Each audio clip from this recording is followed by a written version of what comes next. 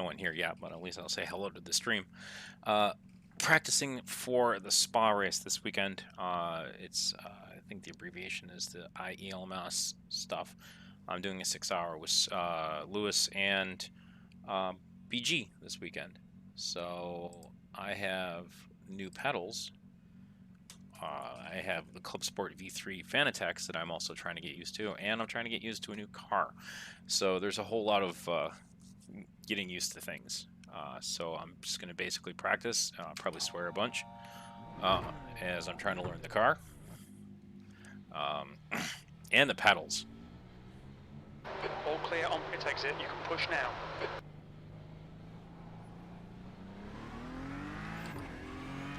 And so I probably get a black flag.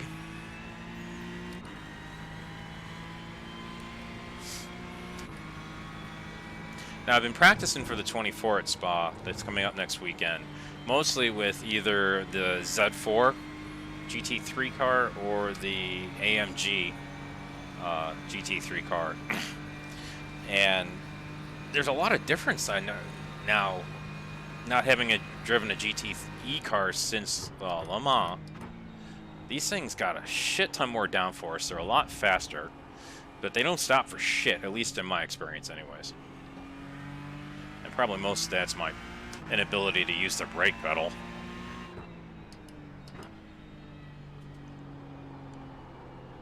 Although I can get around this place a little better. This track is so harsh on the off tracks. Man, I'm so bad there.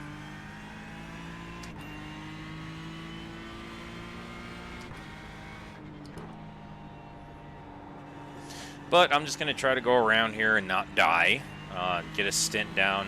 I still don't have my brakes adjusted the way I want them. I still haven't figured out like what I want to do with the spring level. My rig is still not comfortable because the throw of these pedals are different, so I've got to change the rig. It's not really a rig, it's more of the seat. I'm going to change my seat around.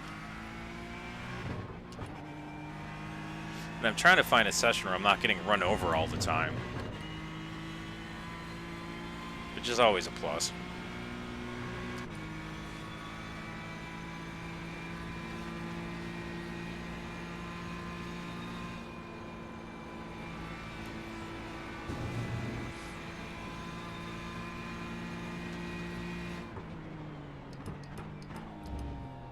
I just cannot get this car stopped. It's like a barge. That little thing is not working.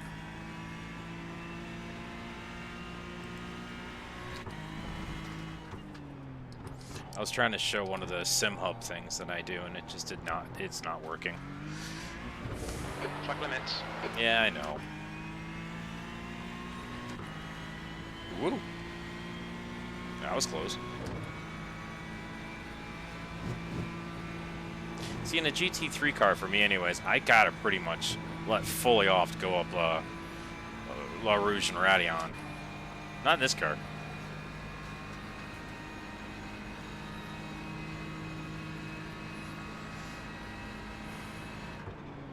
Sixth place.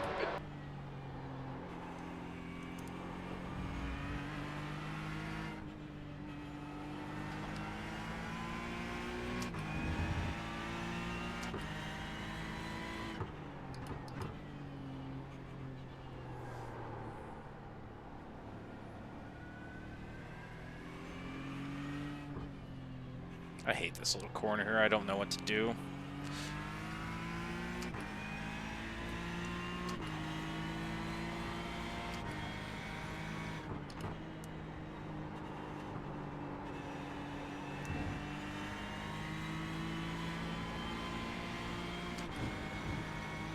I'm surprised that was not an off track.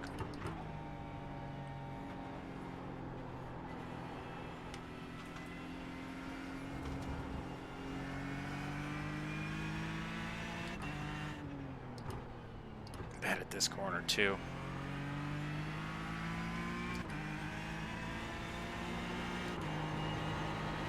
I am not used to my pedals shaking. That's going to take some getting used to.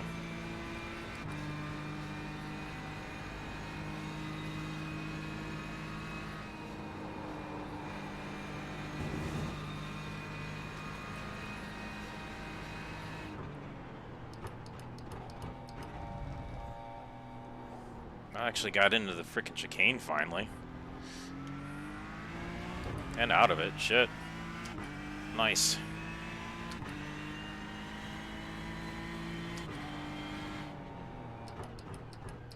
Man, I can really stand on these pedals compared to the old ones.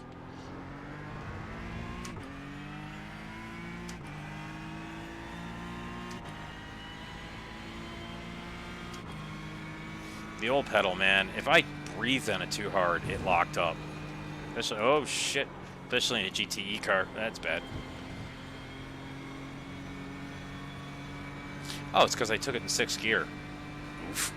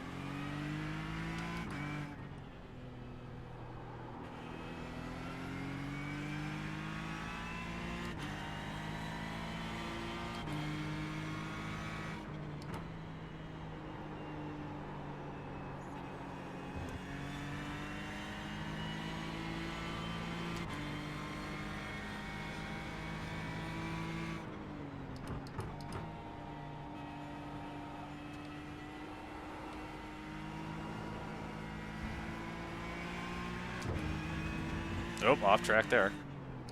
Watch the track limits, please, Todd.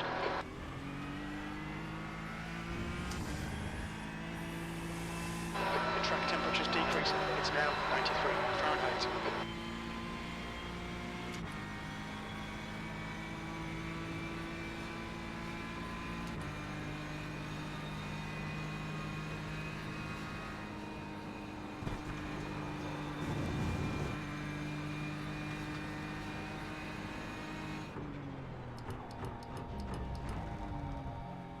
I can see how much see how much easier it is to trail brake with this brake too, because I've got so much more like a travel in this pedal.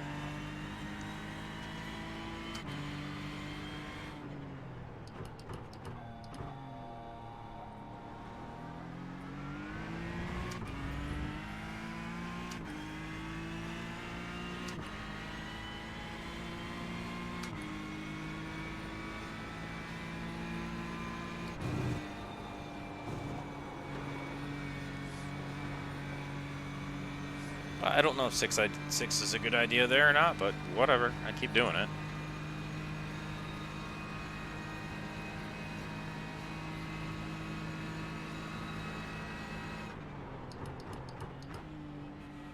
I can actually brake later there now. I love it. I brake late or early, and I still go into the corners too fast. Oh, yeah.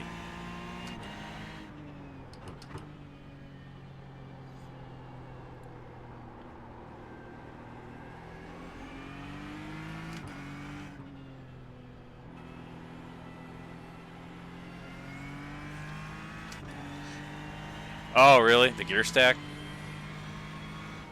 Oh, hello, Rotards. Good to see you. Been a while. How you been doing?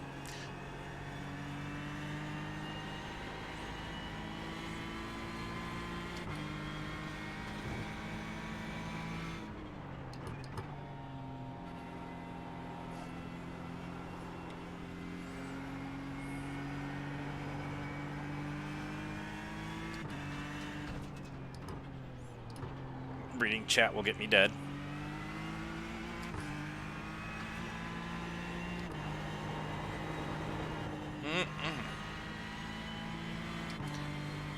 That decides what gear. Oh! You joined a team. Awesome. What team did you join? Well, congrats. It's the first step, right?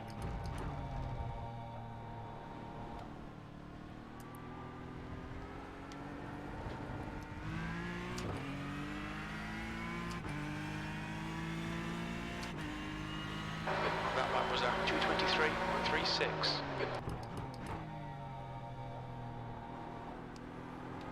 Oh, my computer stuttered there. E11-9 SimSport. That's a cool name. Unfortunately, I'm not too familiar with it, but that seems pretty badass to me.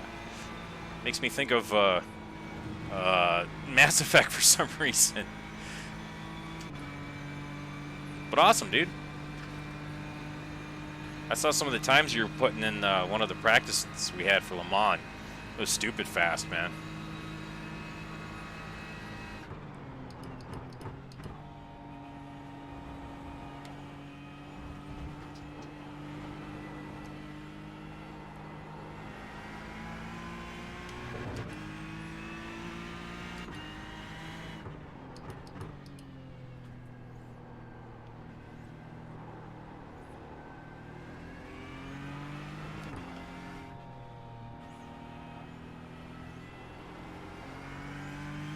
I hate that section.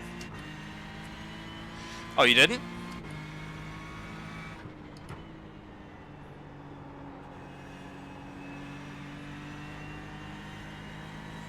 Maybe I was... Oh. Oh, I'm sorry.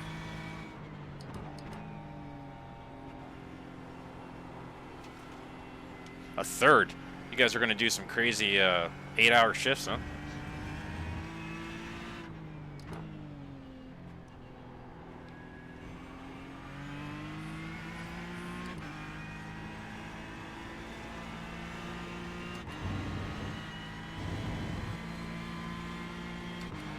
Oh, congrats.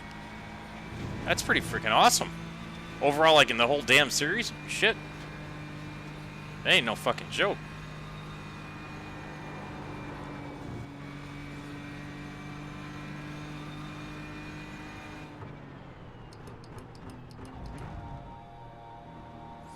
The transmission sound kills me in this car.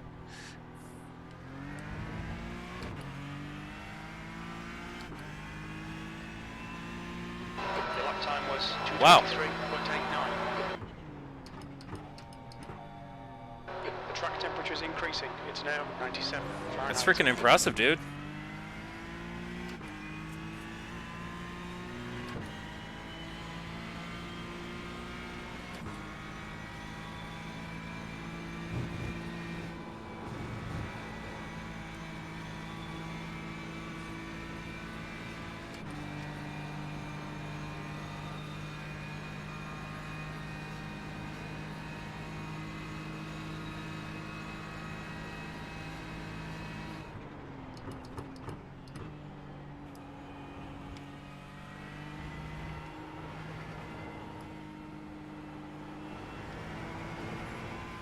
Hang on back in. You can do it.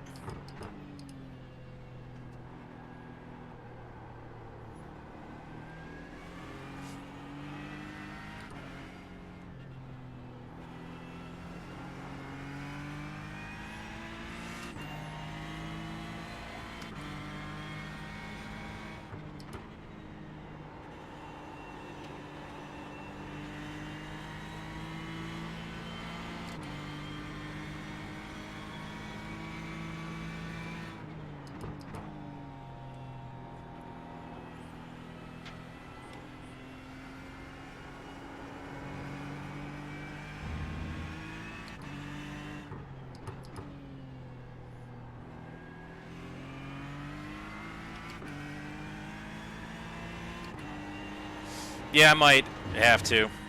I know I'm not getting many frames. I've got all sorts of shit turned on. I kind of just want to see if it melts, to be honest with you. Oh, shit. We rallying now. This lap, you've cut the track. I ran in a race a couple days ago with these settings, and it seemed to be fine. I've got everything down to the sun turned on.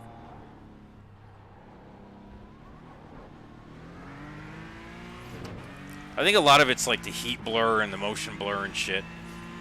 If I turn it down one notch, I can get like 190 frames. But I got everything turned on because I want to, basically. I had this set up like this at the 24, and I only had her 1 or 2 shutters.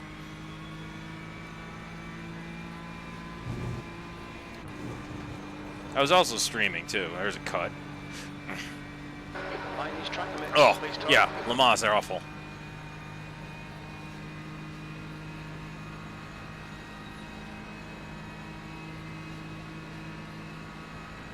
Great track.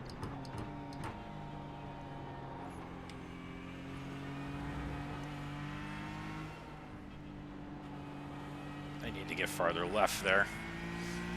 Can't get into that corner, right? No, I've got 4 screens hooked up on this thing.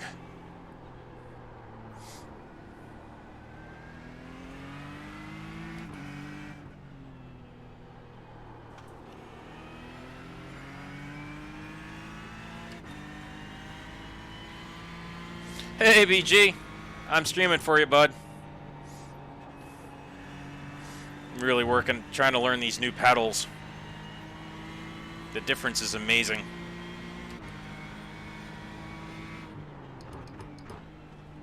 And this car. This thing's like a sledgehammer. I don't know it at all.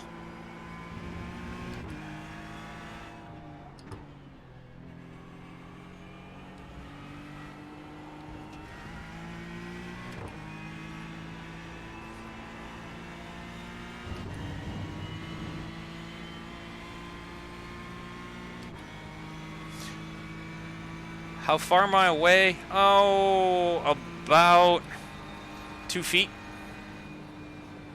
Maybe 2/3 of a meter, depending on... I can't really get any closer. It's... The screen I'm gaming on, or driving on, is a 48-inch gaming Samsung TV from like 4 years ago. It has like absolutely no millisecond. Like the delay on this TV is stupid.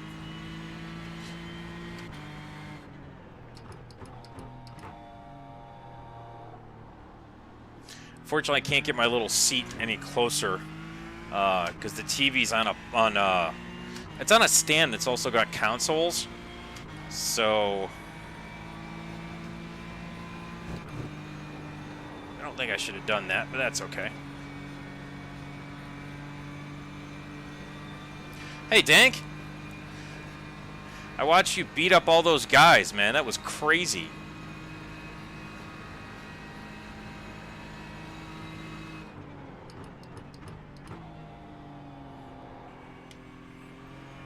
In a gold suit, no less.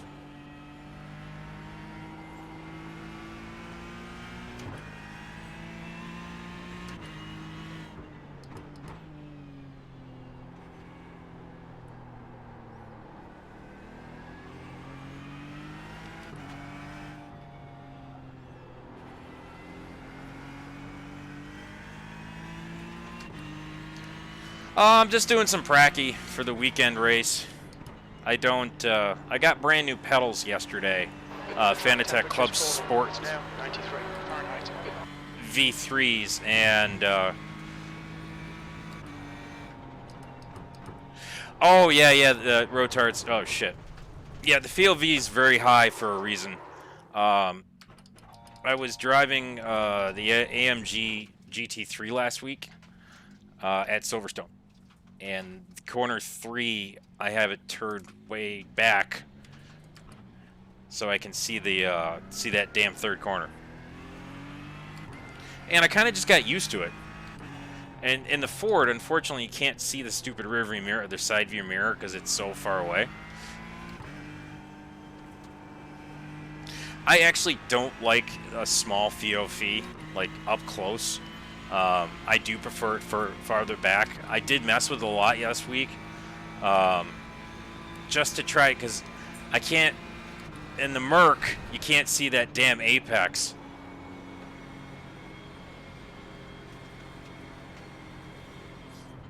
What's that? Oh no, it totally helped. Yeah, moving the POV cams completely helped my situation. But I haven't put it back yet because I just kind of, I don't even know what I'm at. Help if I was in that window. I'm at 90. Usually when I play any other games, I'm usually all the way back a little further.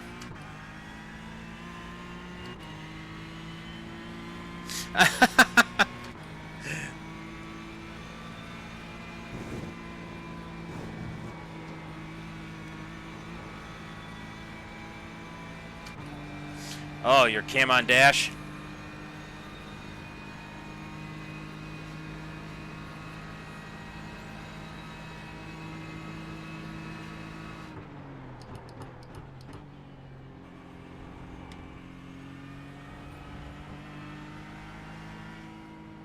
Shit. Oh, I know. I've seen a lot of people do it.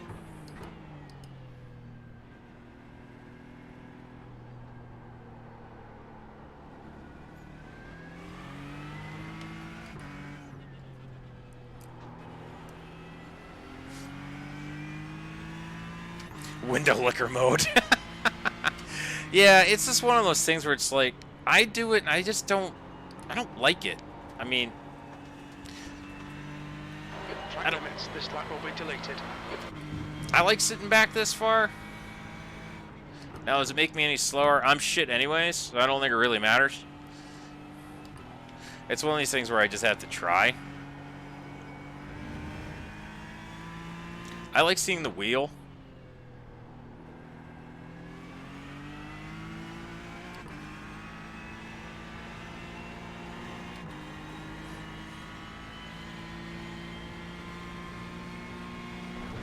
Stop reading chat, Tad.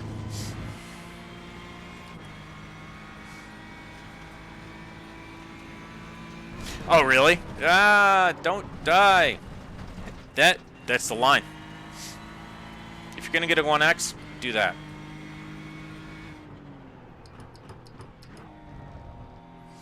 Sorry, I'm just trying to learn this track anyways with this car. I still haven't even figured out what I want to do for the 24. Yeah, I've seen, like, I know Millsy does it, Paul does it.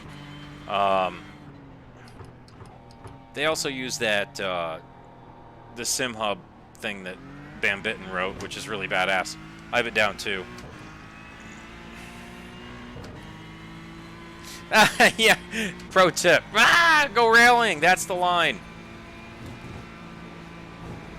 Actually, I don't think my tips are pro. How about, like, shit tips? Wait, that doesn't sound right either.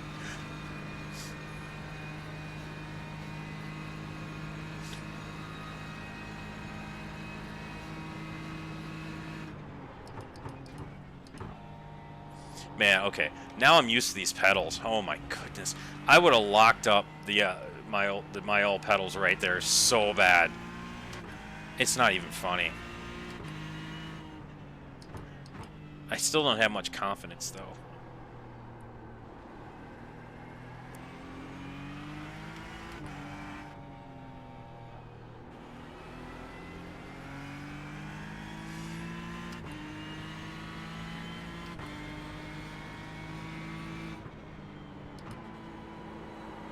Oh, that was too fast.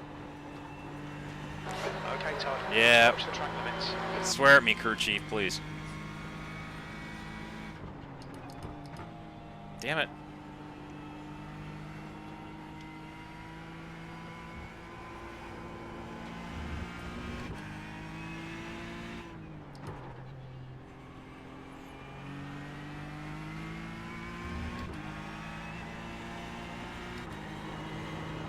Oh, the back end on this car.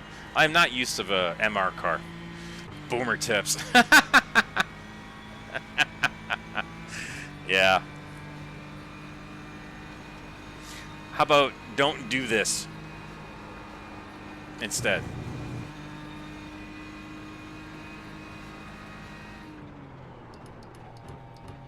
Oh, I like this session because there was nobody here. No one to run me over. That's all right.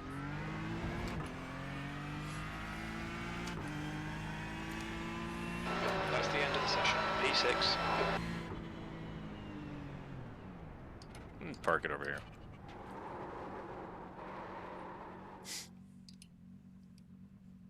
Boomer tips.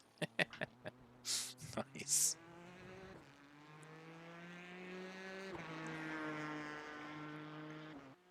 All right, now to find a session that's not overridden by people like me running the hell over. Boy, words are hard.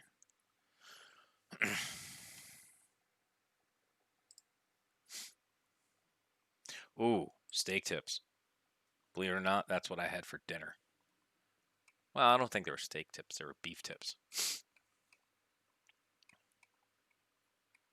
Yeah, I don't know if anybody stateside goes to Texas Roadhouse, steakhouse joint.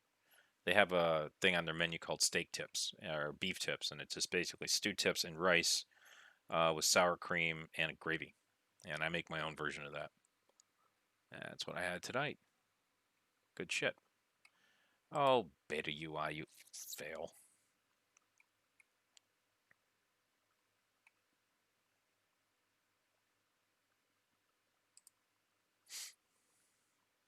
Yeah, the steak from earlier.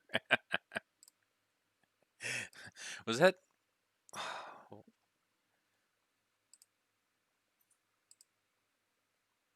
Dream Racing?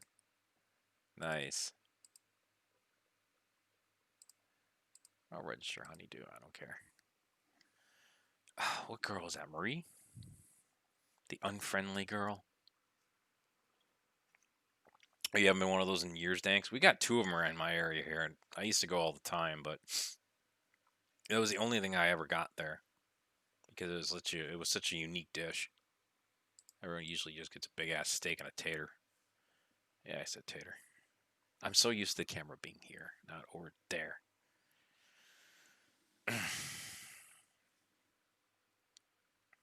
Steakhouses, good joint. Fucking peanuts everywhere. I think they got rid of them and then brought them back because they were worried about people with peanut allergies or some shit.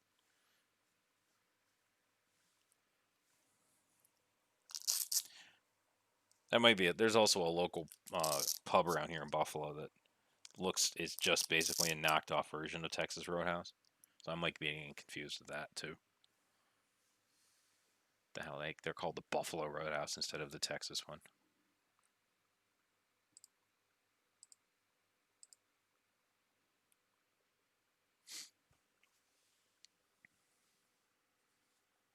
Steak. You know what? If not going, like going out in public is such a pain in the ass these days. But tomorrow is basically my Friday because Friday's for the 4th. I think I'm gonna. Well, I gotta practice a lot because I am not very confident with this this Ford. But I think if I do three, like even like BG for this, like for the 24, I cannot decide which car to pick. I can't decide on the Merc or the Z4. I uh, I like the Z4, but I can see that being a pain in the ass in the 24 because I get really wobbly on a couple spots in the brakes, especially at the end of a stint. Because I don't think we're gonna be able to double stint because my tires were cooked. I was using one of the VRS setups though. I am racing with BG and Lewis this weekend. I believe we're doing the 6 hour in the GTE here at Spa. Yeah, it's gonna be awesome. It's gonna be a great practice. It was something I couldn't do. Oh, thank you. We have Lewis, so as long as we don't kill the car, we'll just give Lewis a clean car and he'll do great. BG's quick too. Um, I'm, on the other hand, am shit, but I'm just gonna try not to kill the car. Um, I wish the yeah. See, that's what I was thinking. Rotards. I like the Merc, but it just it seems bland. I saw that. I saw he did like 16 214s in a row, and I was like, "Yup, wow, he quick boy. He's fucking quick." Um, but rotate, yeah, I drove I drove two stints on the Z4 and the Merc, and the Merc just it just seems plain and boring and just like a barge, and it's not very like I drove it last weekend because we were gonna do the 12-hour Silverstone, but it just fell through. And it seemed fine at Silverstone, so maybe it was the setup. But the Z4 is just fun. It's quick, it's nimble, it's jumpy. But I can see over a 24-hour race, I could put that fucker in a wall, no problems. And that would just be no bueno. Pit lane speed limit is 60 kilometers per hour. But it's definitely Looks a like lot you're clear more on the fun. pit exit.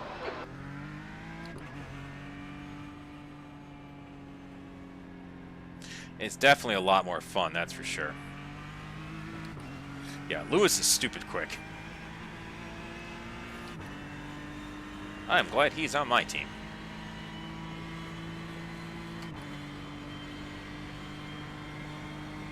Yeah, I still haven't, like, in almost PG, to be honest with you, I'll drive either, you know, and if you just want me to put wherever I go, wherever I go is fine.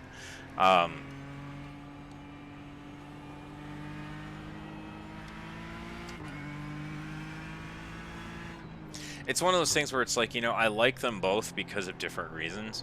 It's kind of like, you know, the Merc is that really cool, cute chick that you want to hang out with all the time, but then the Z4 is that really hot chick who's, you know, smoking and a lot more fun, but for the short term, if that makes sense. Might be a bad analogy there.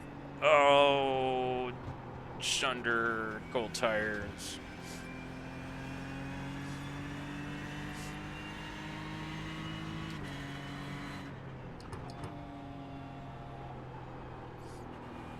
Oh, I think I forgot to load my setup. I might as well check that.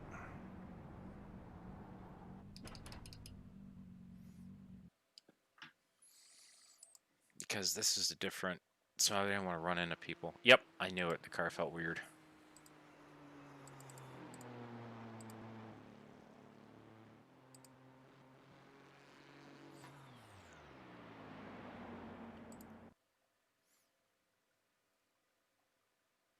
Exactly. You completely get me. Yeah, right? The one exactly. Completely much better said than I did, BG. That's for sure. But that's exactly what I was trying to get to. Because man, that Z4 is just it's a little ball of fun. But I could totally see me killing the shit out of that car. Because I don't know how many times I've almost lost it going into, like, braking the chicane. Now, granted, that's with my old pedals and stuff, but that car just, it reminds me of the Porsche GTE. That porker, like, from my experience, and I could just, you know, I don't have a lot of it, but when I jump on the brakes on that car, and if you are not square, you are going for a ride somewhere, and it's usually not where you wanted to go.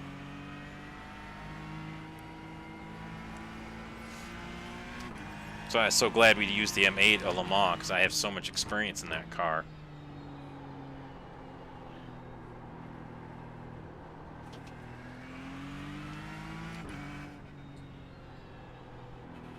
And this is my first MR car, and this, man, the back end gets out on this car, you're done. It's over. You're screwed. At least with my current ability. Be nice to myself, right?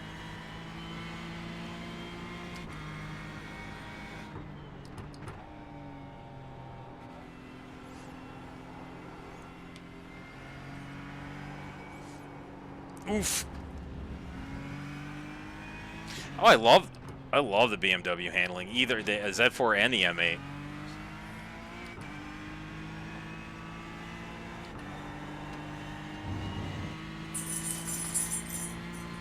Yes, for the Z4, that wheelbase just makes it... And it, honestly, I've driven it in a Assetto Corsa, even though I haven't really done too much in a Assetto Corsa, and that thing in Assetto Corsa is a fucking riot.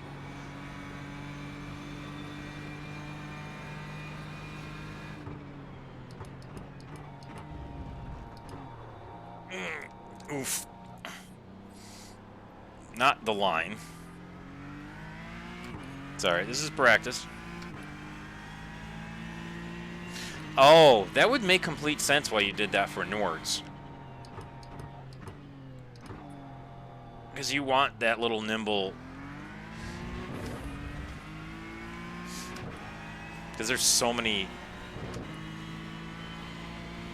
Okay. I don't know what those flashes are about, but whatever. I can give myself a freaking convulsion.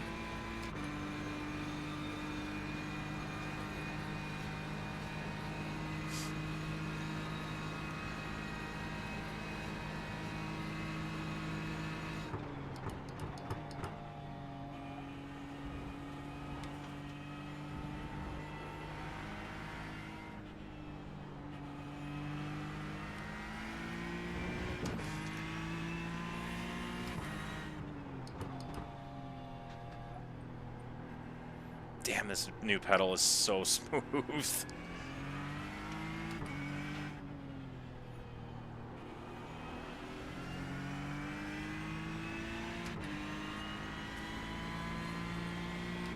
I think I have the spring set to 3 on the brake pedal right now. I just still trying to find the right feel. There's a slider in the Fanatec program. I don't know what the hell that does.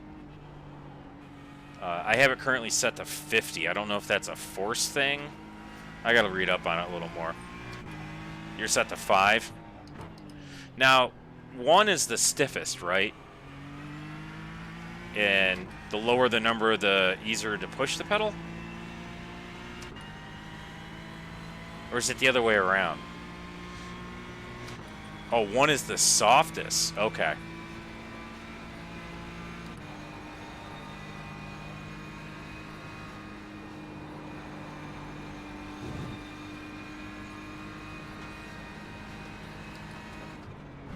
Oh! Yep, we're going for a ride. Oh, yep. Oh, boy. That looked pretty bad. You okay? 5 is the stiffest. I don't think it would have mattered there because I'm not stopping in grass. F. Well, let's see what not to do.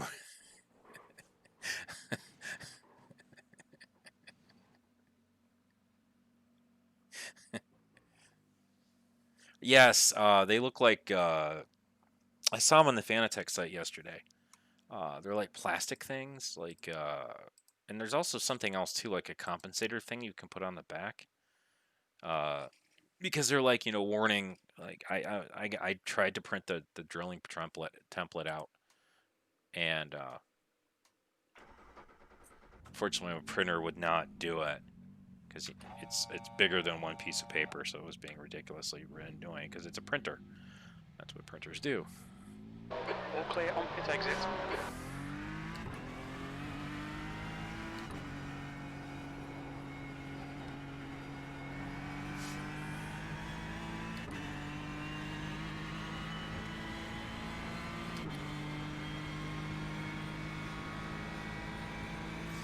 Five is the stiffest, damn. I have so much flex in this seat that I lose a lot of inertia, when I push the brake, there's a lot of buckling in the seat before it actually starts braking. So that's why I kind of... What's the best way to say it? It loses a lot of energy.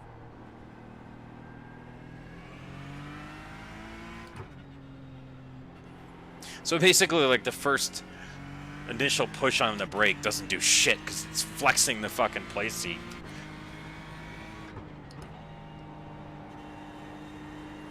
That's okay. It is what it is. It's what I got.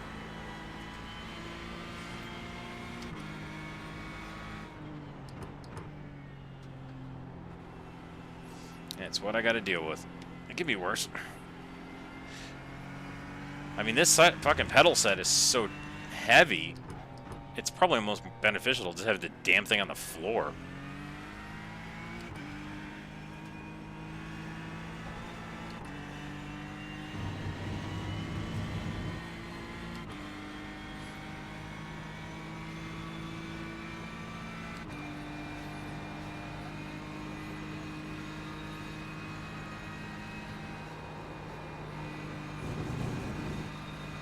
Hey, I didn't die there.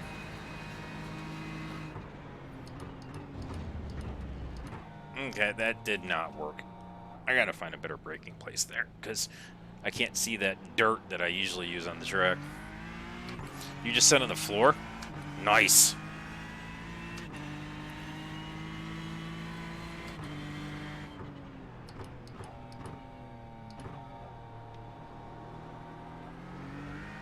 This transmission, the air compressor in this car cracks me up.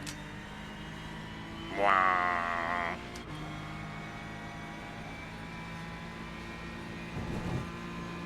Oh, that's an off track? Okay, good to know. So is that. They are so mean at this track, man. I don't know what's worse, getting off tracks or like at Le Mans, where if you just clip a corner, there's 1.5 seconds gone. Damn it, it's too early.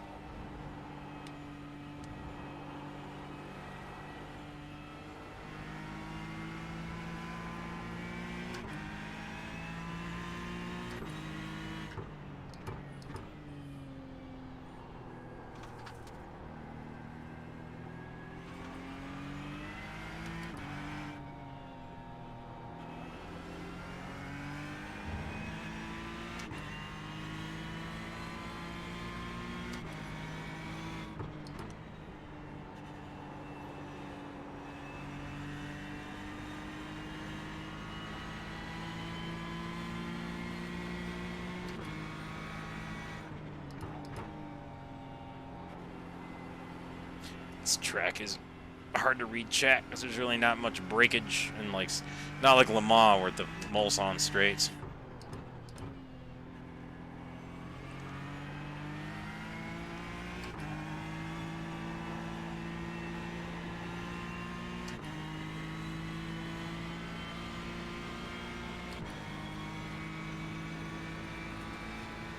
Yeah, I'd rather take this. I think I'd rather take the slowdowns too.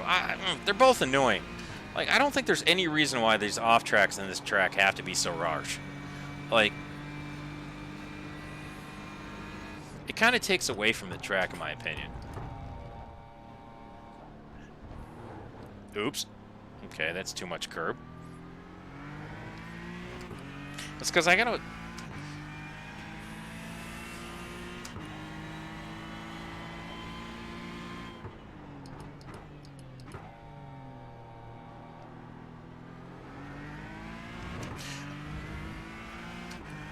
But, you know, I guess they're both annoying.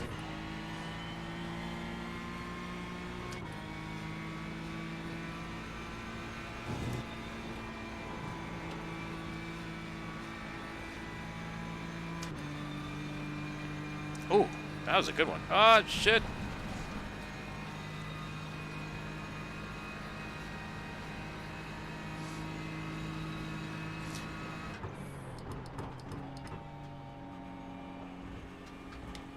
Yeah, I can never stop like that before.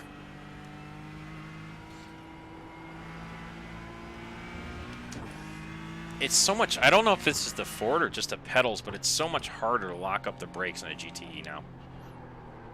Because, like, if I just pushed my pedal on the G29 stuff, it just basically was like, no, you're locking up. Power slide time. There feels like there's so much more of a range for me to mess with. But with like the G29 pedals, there was just like this little narrow range where I had to be perfect. And that band moved, depending on fuel load, depending on the tire wear, depending on track temp. And it was really, like, I don't know how I did survive 6 hours in Le Mans. I mean, really don't.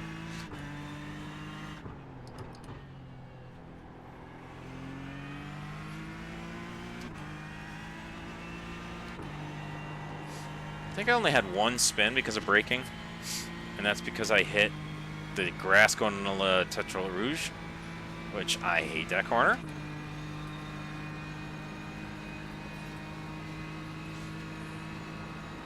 I don't know which my least favorite corner, Tetra Rouge or Indy. See, I locked up finally because I still need to find a better place to brake there. Oh, no shit. just done a 222.53. That's your quickest lap in this session.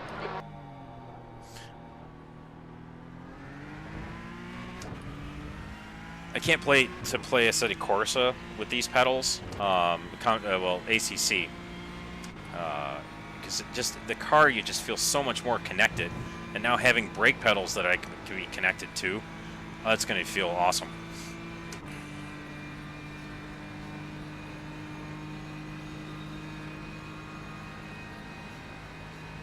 They use them at truck weight stations. Damn, that's something I haven't thought of in a long time.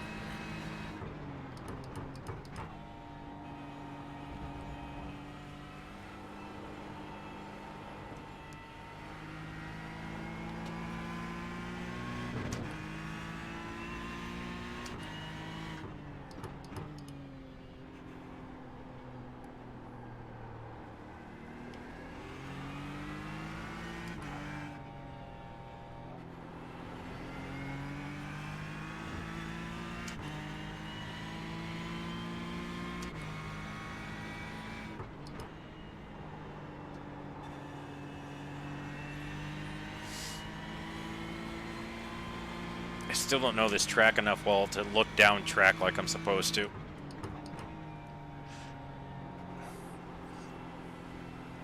I did a race to get my B license in those pilot cars, the IMSA pilot cars. 62 time is good.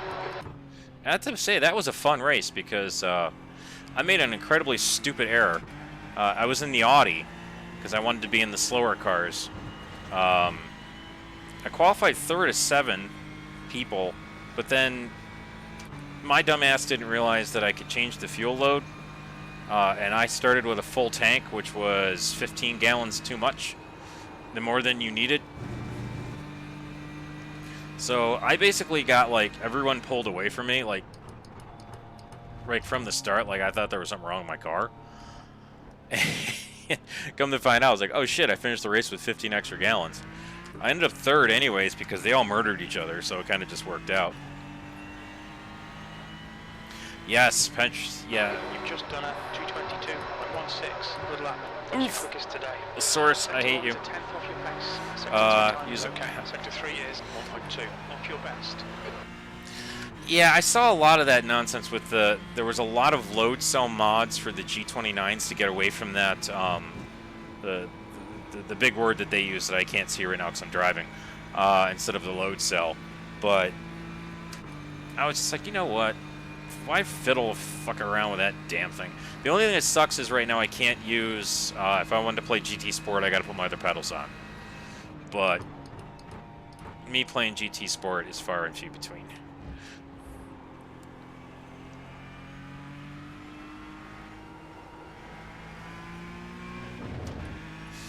Alright, once this Ford gets up to temperature, it's actually kind of fun to drive.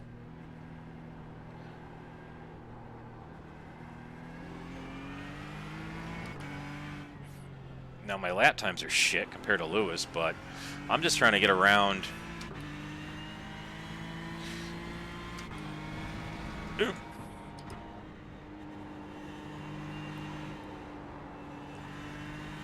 This track without X's and dying. Yeah, that's the shitty part, BG. It doesn't support the multiple inputs. Although I'm sure by the time GT7 comes out, hopefully by then I'll be fully one setup. It looks like I'm going to be going the Fanatec route now because of the pedals.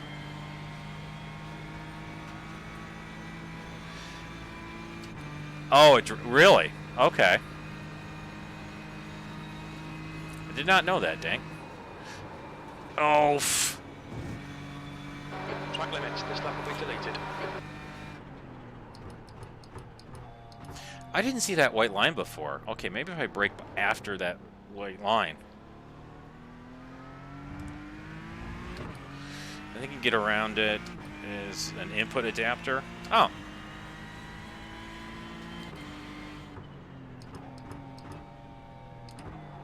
Okay, I had to turn in earlier. I've got no points of reference on that corner. Oh. No shit, I'm gonna have to look into that. Because I never really played GT Sport enough while I was, before I started playing iRacing. I played a ton of it. Oh, that's not bad at all. $90 is shit.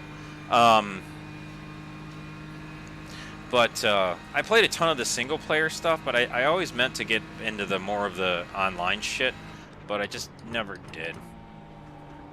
Sector 1 is 0.34, slower than your best.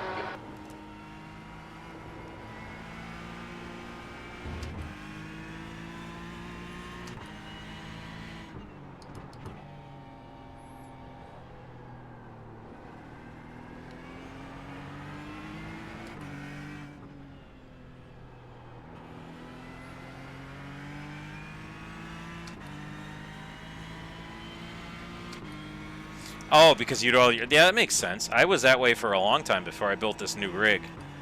Because I only raced on my PS4 before... Even when I bought the G29. And that's the reason I bought the G29. Is because I did all, like...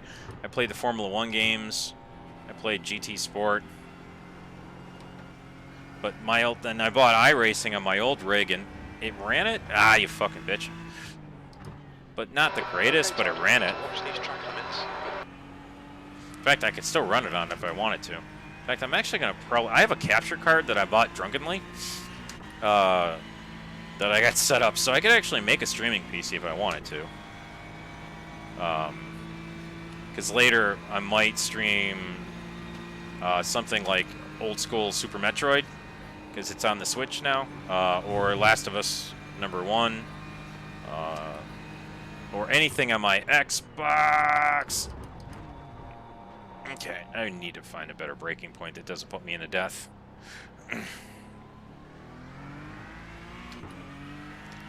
Marker boards. Oh, at La Source. I see. They're way the fuck over there. Yeah, I drunkenly brought a capture card. That happens. Basically, what happened was I drank one too many whiskeys. And the next morning, I look at my email and, oh, hey, here's a Elgato H2064 that's showing up tomorrow. Oof.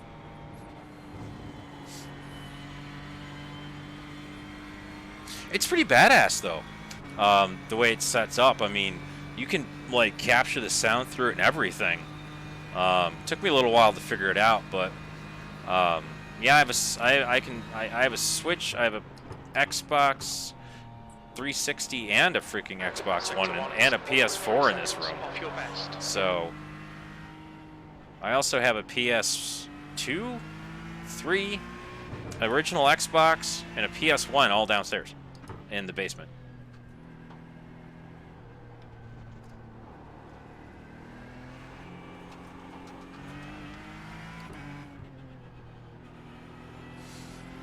In fact, I just pulled my 360 out of storage like a month ago and hooked it up in my living room. And I was gonna play. I think it was one of us Melon mates like 6 weeks ago. I can't remember who it was. Maybe it was Kiri, streaming like Forza 4 or Forza 3, and I was like, oh shit! It was the one right before the Top Gear presenters came in on it, on the narration. And I'm like, that's such a good game. I never finished that. And of course, none of the Forza games are freaking backwards compatible because Xbox. And it's like, that would be a fun game to play. And I have a really cool poker game on there too. It's called the 2008 World Series of Poker. It's a really good tool to remember or to how to relearn how to play poker. It's got all the pot odds and all the hand odds and all that shit. Reason for any of that is because the company that I work for, a bunch of us, they want to get a online poker shit going and have like over Zoom. You're currently 4.6 seconds slower than your best. Sector 1 is 1.3 off your best. Sector 2 is 3.9 off your best. Long story short, freaking, I boot the Xbox 360 up, and 2 years ago, I pulled it apart to fix the optic drive because the lens was out of adjustment, and sure as hell, it's jacked up again. So I got to take the whole damn thing apart. It won't read any of the drives, which is annoying. It's not that bad of a fix. It's more just one of those things where you got to pull the stupid thing out of wherever the hell it is, open it all up. That's the hardest part, is opening the damn thing up. Adjusting the actual DVD drive is super easy. Oh, why am I doing that? I stayed up way late last night getting these pedals to work, so I'm paying for it with my smooth brainness.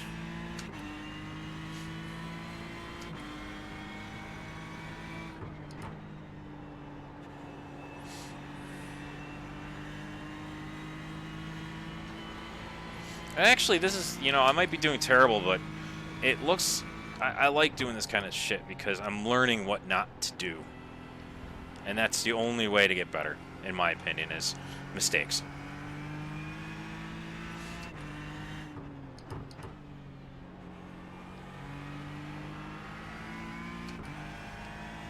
I'm not bad at poker. I'm not great. I'm really annoying to play against because I'm incredibly inconsistent, especially at no hold'em, no limit hold'em. I do random shit just to fuck with people, and I also adjust my playstyle accordingly. So the way to win money in if you're, unless you really know what you're doing, is to be loose tight. But you want to see all the flops you can see. I love to, yeah, exactly, right? I don't know if you're any good either. Sector 3 is 0. But I get bored playing tight. I like to see flops. I like to bet. I just love to fuck with people. I used to play like super fucking tight. I used to play a ton in the early 2000s when the poker bubble started, around 2005, 2006. We had a group of friends that I knew. We would get together like 3 or 4 times a night and have like 20 people and play 2 or 3 tables and have tournaments and shit. I would get just crushed because I would never fucking bet unless I had something huge. 0.47 off your best. Then I bought that stupid video game. Oh, you're shit. Oh, I'm shit too. I just love fucking with people. But when I bought that game, I realized that, oh hey, I can restart this game whenever I want. So I just started doing random shit. Like I started betting all the fucking time. I would start learning how pot odds work, and I started reading some Doyle Brunson books and stuff. And some of those people are like, you can win without even look at your fucking cards. I'll do that sometimes. I won't even look at my hold cards just to, because you can totally, if you know how to read people and what they're betting and where they're betting, you can tell what the fuck they're doing. And you can basically bully them, and it depends on your position too. It's why poker's so much fun. Because there's so many things. And there's so many things you're supposed to fucking do. And then when you don't do that, people get all pissed off and they're like, well, what the fuck are you doing? You're acting like you got the nuts, but you don't have it because you're betting out of position.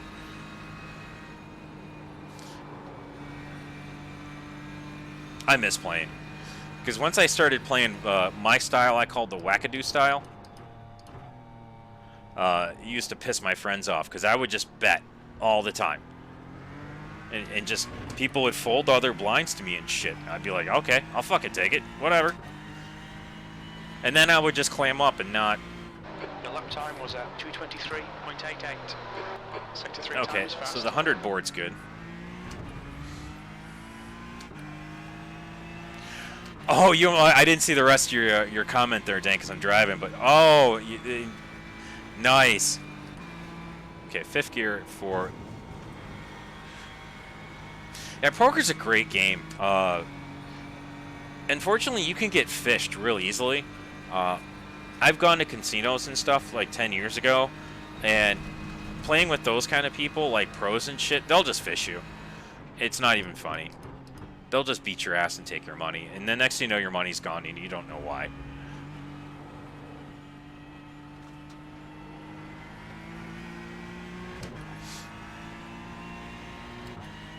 But I miss having like tournaments and stuff like that with my friends, and we would set up tables and we all had our own chips and shit.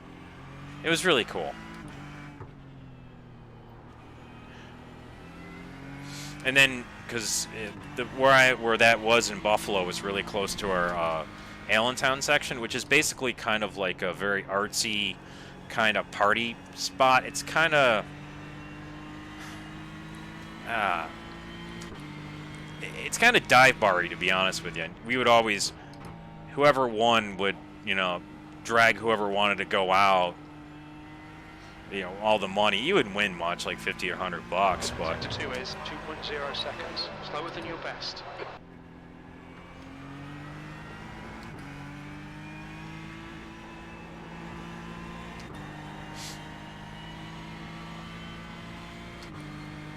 Yes, BG, you nailed it. That's where all the hipsters go. Now, hipsters are becoming boomers, aren't they? So what's the next thing? Because it was yuppies before them.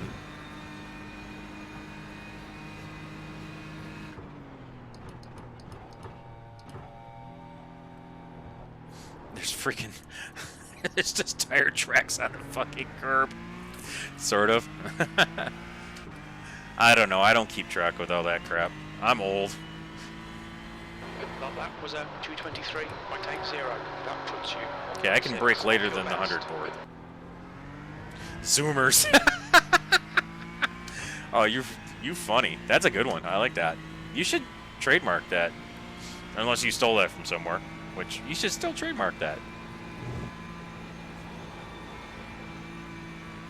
Man, the downforce difference between a GTE and a GT3 is real. You cannot do that in a GT3 car.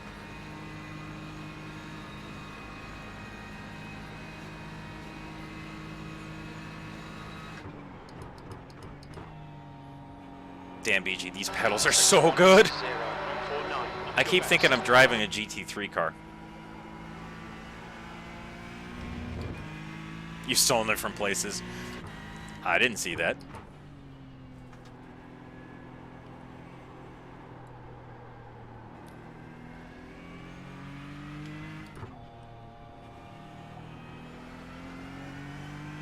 All right, Todd, you've used half your fuel. Sorry if that laugh was loud, but damn, that was funny, BG.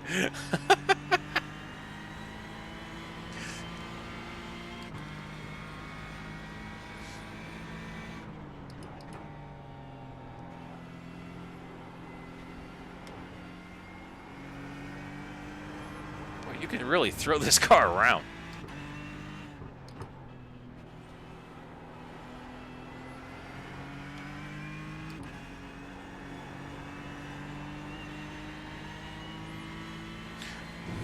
Soy latte sipping, skinny or munching zoomers.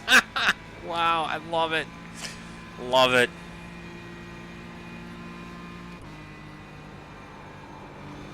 Oh, that's how you get through there without dying. Okay.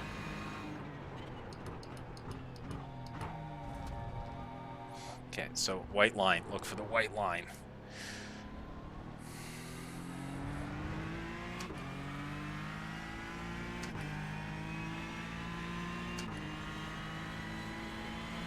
That was 223.29. You're currently 1.1 Yeah, that was too late. Off your best. Sector 1 is 0.49. Slower than your best. Sector 2 is 0.9. Off your best. Sector 3 times okay. Yeah, it is. I didn't drive a lot of GT3s in iRacing until recently, until after Le Mans. And it was actually quite hard to get used to. And now I'm used to the GT3 cars. And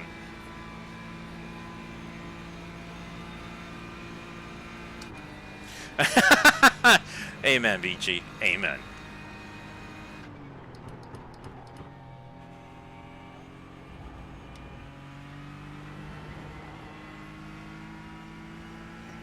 I'm with you, man.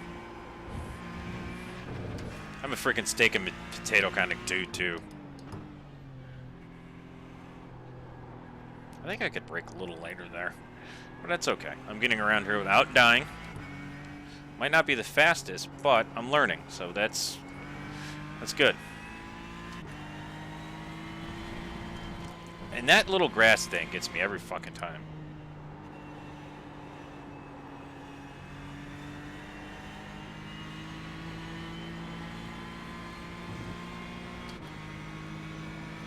Hell yeah, it is. I love potatoes. They're just a pain in the ass to cook. It takes so long to do them right. Gotta boil them, then throw them in an oven. Usually, because I have a shit ton of cast iron in my house. And that's all I use to cook on. I use my cast iron skillet like a dummy griller every fucking day. That thing has got so much. Like, I don't even have to condition it, clean it. Well, you clean it, but. Oh boy, that's. Okay, that's kind of scary.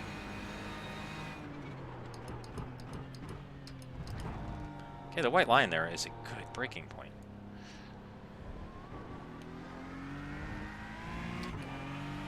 Exactly. Well seasoned.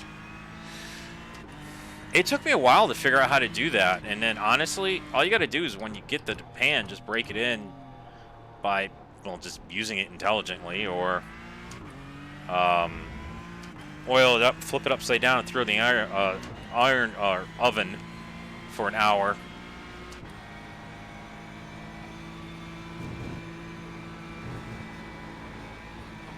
Ah, it's okay. We need to watch these track limits.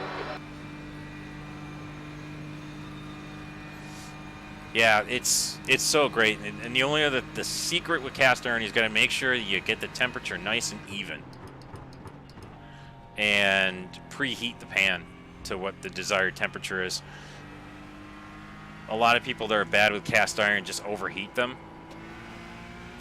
acting like they're that non-stick shit. And once you get those puppies too hot, you're screwed. It's over. Might as well just quench it. Oh, okay. I tried some trail braking there, and that didn't work.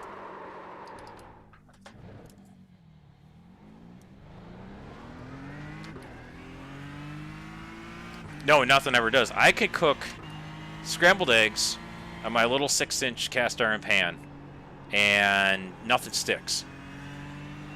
Ever. But if you get the temperature wrong, then it's just a pain in the ass, and then, of course, it sticks. But you got to do it just right. And I don't have gas. I don't have a gas range. I have one of those glass electrical top thingy. What the fuck they're called? Smooth top, glass top. I hate it.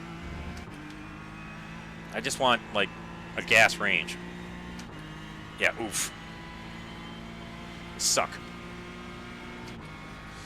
So at my old house, I had the old school electric range with the coils. Oof. If you get the nose just right in there, you don't have to lift. I just didn't understand how Lewis was doing it.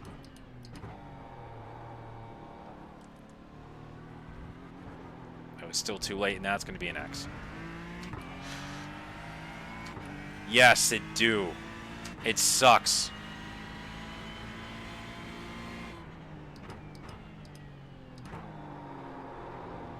Okay, that was not right. That's okay. Okay, Todd, you need to watch the track limits. What I've noticed with the glass top is you just got to be patient with it with a cast iron. So it's like if you got to just let the preheat the pans, you know. Give it a good 5-10 minutes to warm up the pan even so that the pan can get evenly heated, because if you just flash heat it, then the pan gets all sorts of pissed off.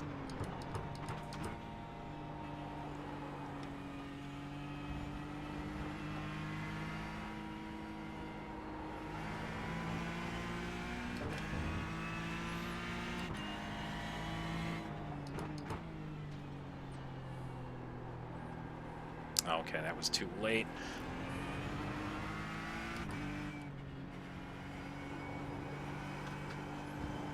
Oh, shit, that is so fucking easy to do. Yes, gas range. It was one of the things I did not like about this house when I looked at it, because I knew the range was not gas. When this thing croaks, I'm gonna definitely give me a gas range.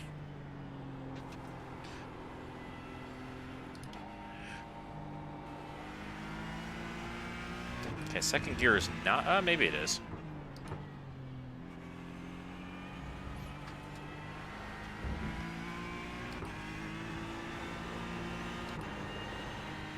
Oh, man, once the back end starts going on this car, you're in trouble.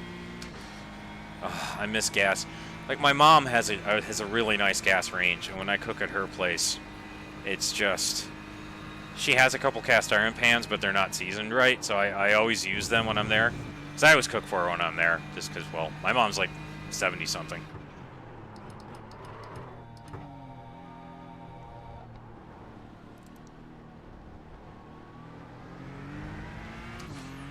Damn.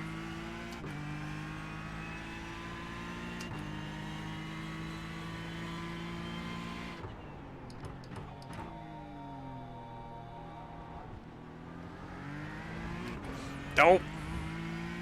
You need to watch the track limits. That's okay.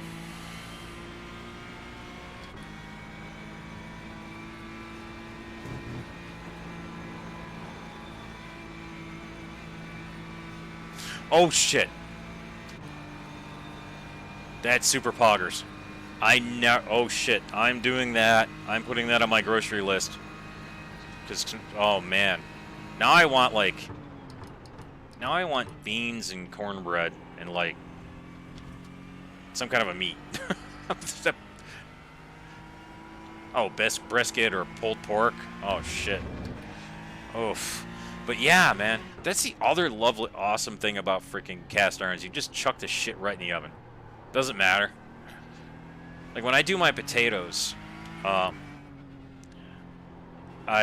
boil them for. I'll chop them up to whatever size I want, and I'll boil them for a few minutes just to get soft.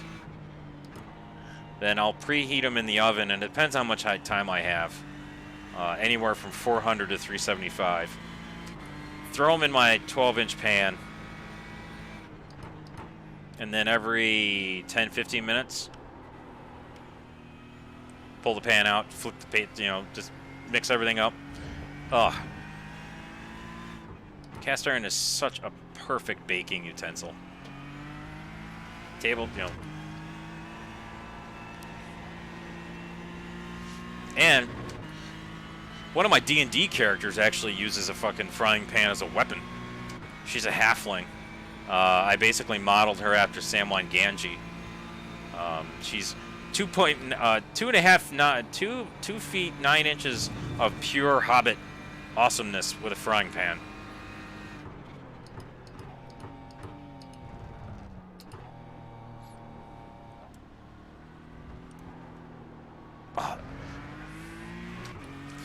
Sorry, Dank. I already ate a crap ton, so I'm good.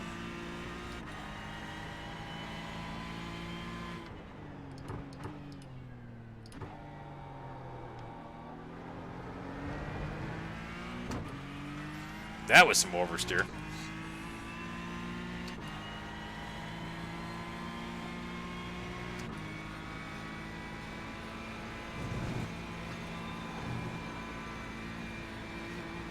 Okay, so I can go... I cheated. I let off a little bit.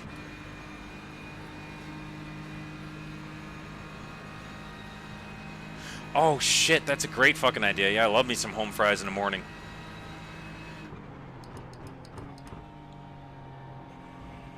Sector 1 is 0.33. Slower than your best.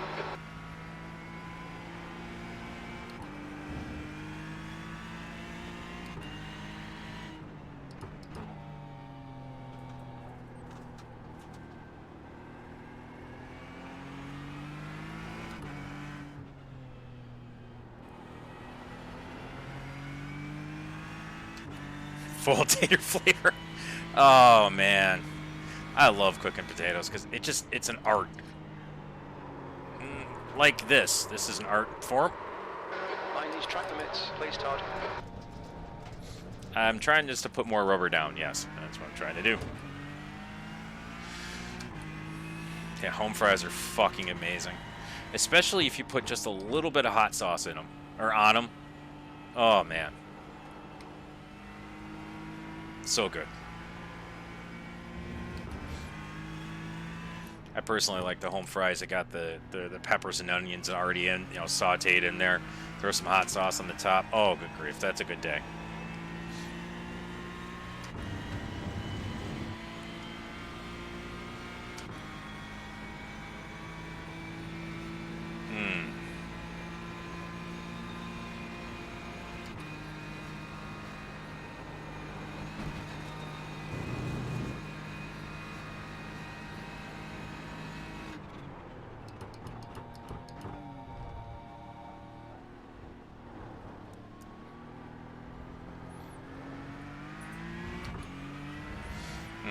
I'm sorry, the whole lap I was just thinking about potatoes.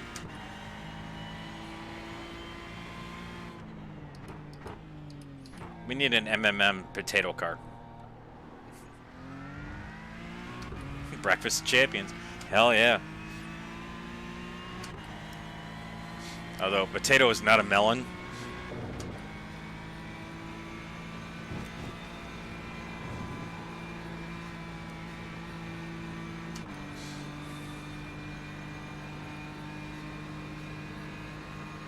So my optimal's a 2. Oh man, I'm still thinking of home fries. Hell yeah, that Breakfast of Champions, PG. Hell yeah, especially if you've got a little bit of a hangover from the night before. Might have had a couple one too many beers.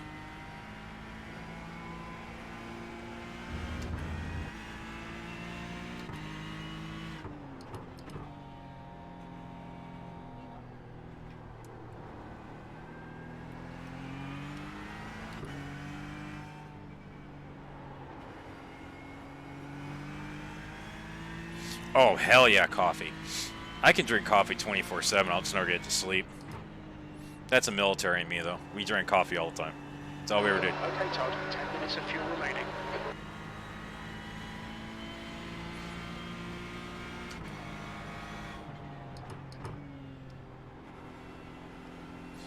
And it was always crap coffee, too. It wasn't any good. It's also why I have the ability to drink any kind of fucking coffee.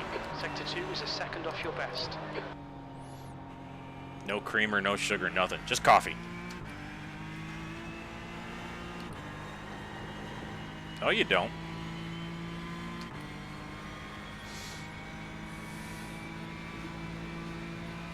I tried quitting coffee once. That didn't go well. Because I'm not a morning person, and I am forced to work a career where I have to work in the morning.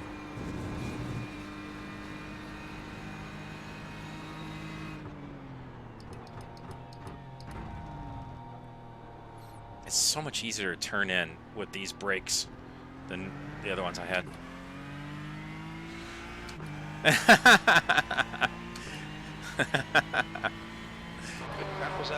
Oh yeah, I love Ace Attorney. Nick, I did not know about that show until I started watching Nate and the watch-alongs. Phoenix Wright.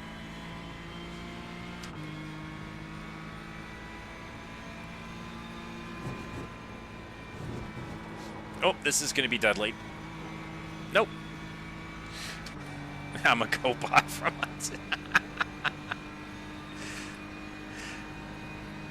Yeah, the really good, like, to your point, BG, my old boss went to Maui, like, 3 years ago, and he came back with a whole bunch of Kona coffee, that Hawaiian shit, like the actual Hawaiian shit. And, oh my goodness, it was so good.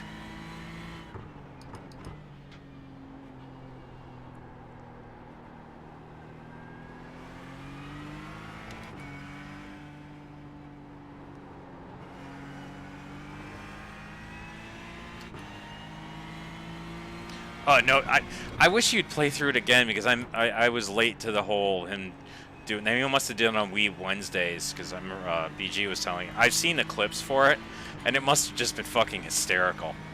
And I hope D Cups was a fucking command back then.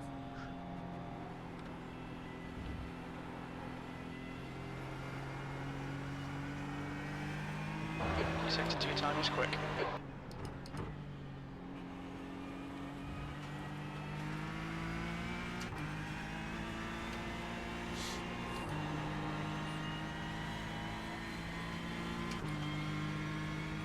Oh, I can't wait either.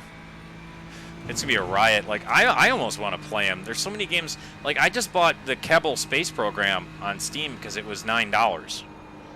And I saw Phil stream it like 3 weeks ago, and it was fucking hysterical. Oh, no, you don't.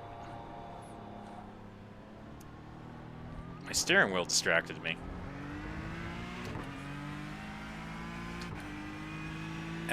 Oh, it must have been. Nate makes everything hysterical. But that game itself. 21.49. Sector 3 is 0.36. Off your best.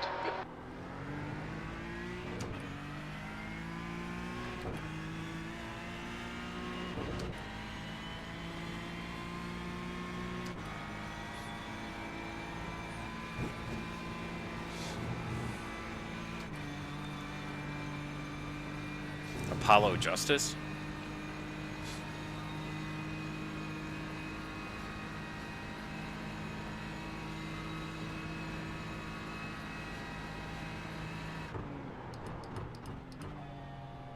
Sector 1 time is good.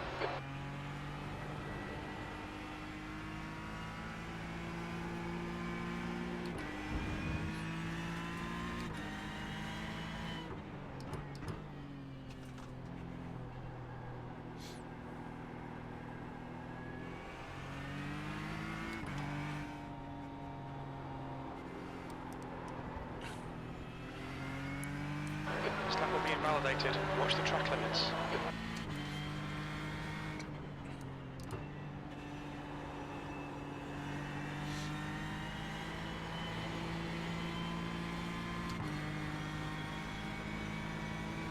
Alright, Todd. 5 minutes of fuel remaining.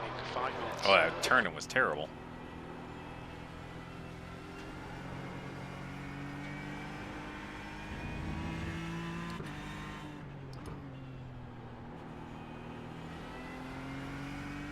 Okay, third gear is much better for that corner, apparently, because my... Chunder.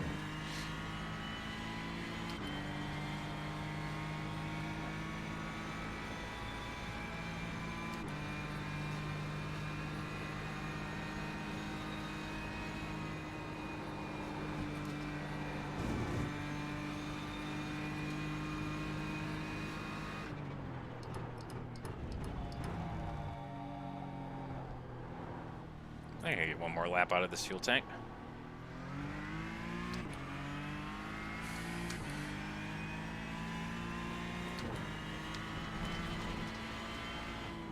We're running on fumes, mate. Come into the pits at the end of this lap. Box this lap. Oh, whoa, whoa, whoa, don't hit anything. By the way, I love this clutch.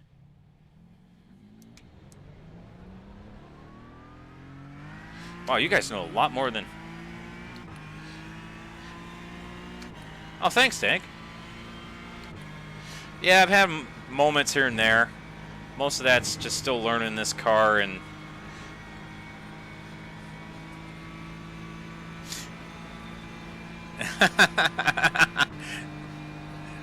I'm trying two things, but yeah, we're all weebs. Even before Nate, I'm a huge weeb. I watched a lot of animes. For a long time, I was into, like, of course, you know, Dragon Ball Z and GT, and I like Bleach, but it lost me. Because it was just so much. Of course, Samurai Champloo. What's the other one? The one, the tank, the space one. Cowboy Bebop. But I guess those are more of mainstream, wouldn't consider yourselves a weeb.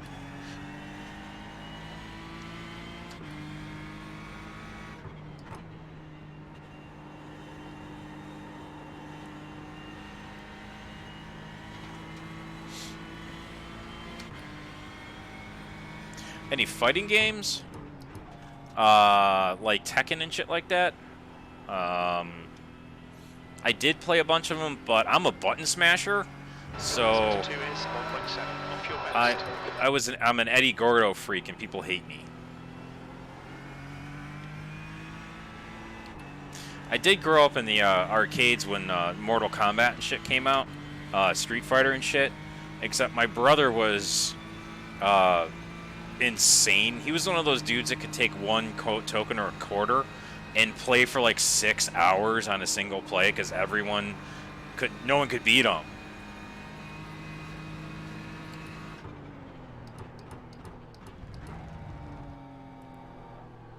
Time for the worst pit lane ever. What's your speed? Box in 3,500 feet. Oh, what is the Dragon Ball Z fighting game? Is it Bukai or something like that? I have a copy of one of them from 5 or 6 years ago. Whatever the hell that one was. I like that. It was fun because I like Dragon Ball Z.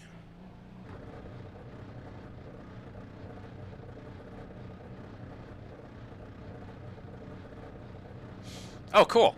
I'll have to check it out. Sometimes there's nothing better than just a good old button smasher. 2 litres remaining. Box in 5, 4, 3, 2, 1. Box now.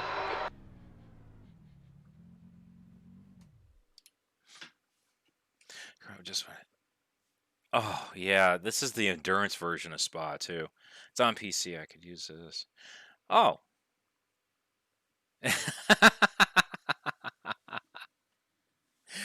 I'll have to see. Can you use a controller on it? Or you probably have to. Yeah. Nanny? Wait, I got no damage? Nice.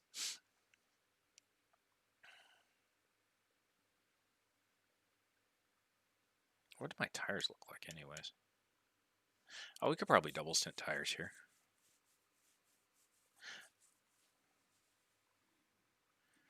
You wanted somebody else to beat up that isn't your brother. A hitbox? Is that like one of those controllers from like the old school arcade where it has the stick with the buttons? The big old school buttons you smash.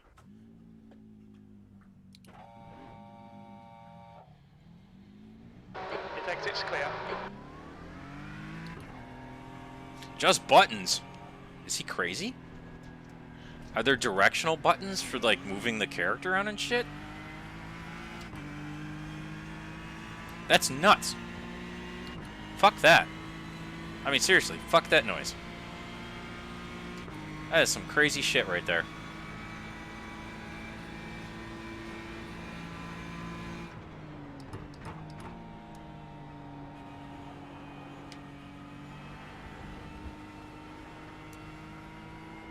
He must not like himself very much.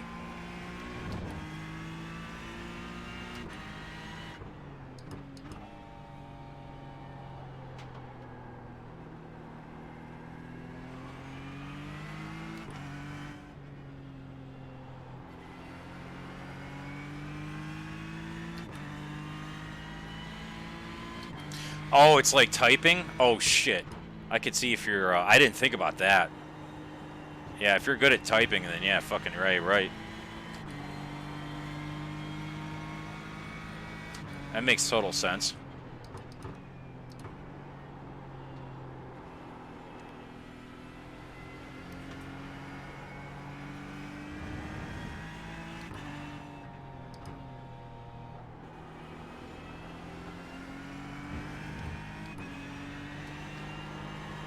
Oh, the session's over? Damn it, I just got new tires. Since you guys are little, how many times did you guys... my brother and I used to do that all the time. And I don't know how many times I've clunked him with the controller like out of anger of him beating my ass. So I just started to like actually beat his said ass because my little brother's 3 years younger than me.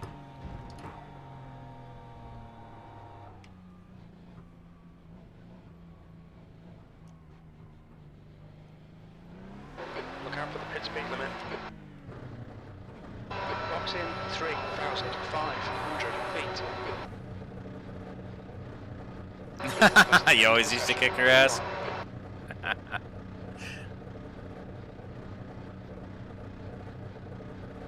Yeah, exactly. Brothers are the best.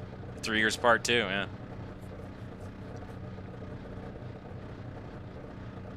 Yeah, it wasn't until until my little brother was I don't know, once he got like around 15. Actually, is when I left for the Air Force and I came back. You know, we were at that point. We're just like, we're still like, to this day, we'll still just throw down if we want to, just because we're brothers. But now it's because we're older. We just look at each other and like, all right, you want a beer? Box in 5, 4, 3, 2, 1. Box now. I blew that because I pushed the clutch in. The guy was like, we give up on you, Todd.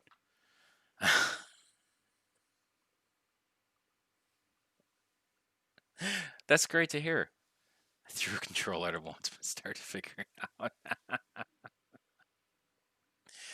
Yeah, my brother and I weren't very close for a long time. We had the family race car caused a lot of issues because our old one, we all three of us can drive it, and then the dragster, only one of us could drive it for a while.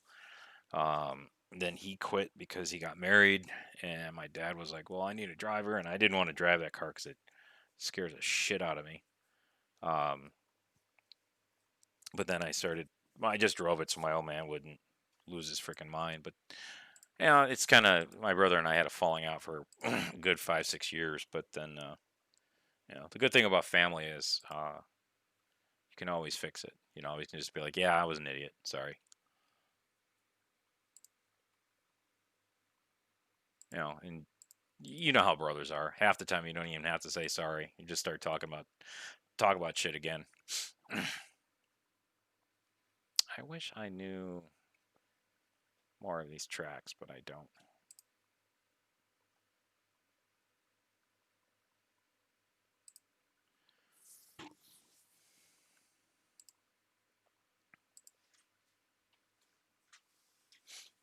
What time is the race this weekend, BG, that we're doing? I don't even know. I probably should know. I know it's a 6 hour. I know that. So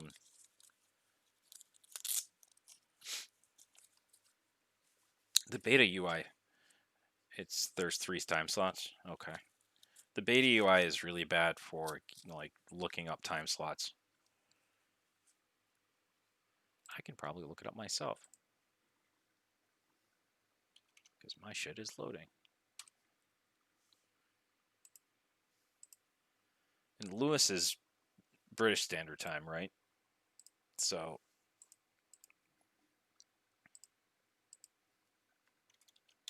or British Summer Time.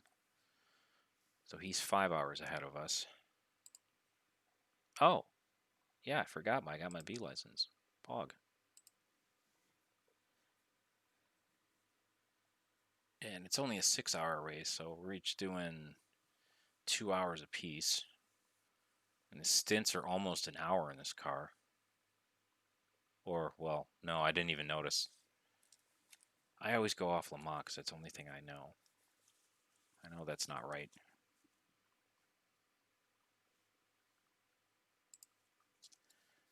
Oh, I hate their website. It's so bad.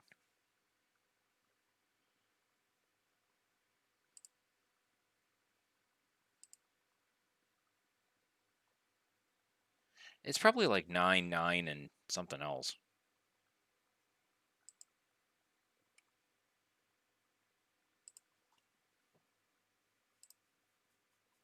7, 18, and 14 on Sunday. I can do whichever. It doesn't really. I'd rather not get up in the morning, that's for sure. So 18 GMT. I don't know what Lewis's schedule is either.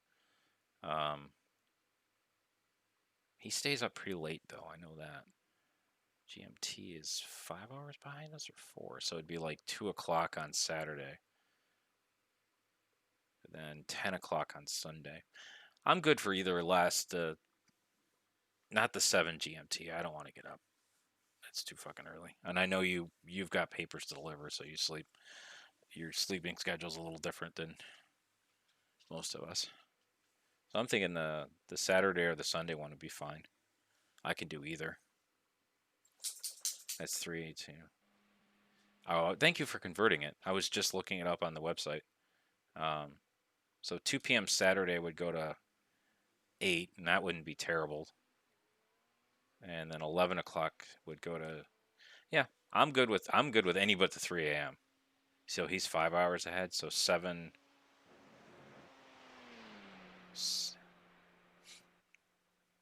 Because I think British summertime is 1 hour ahead of GMT because GMT doesn't move, if I know correctly.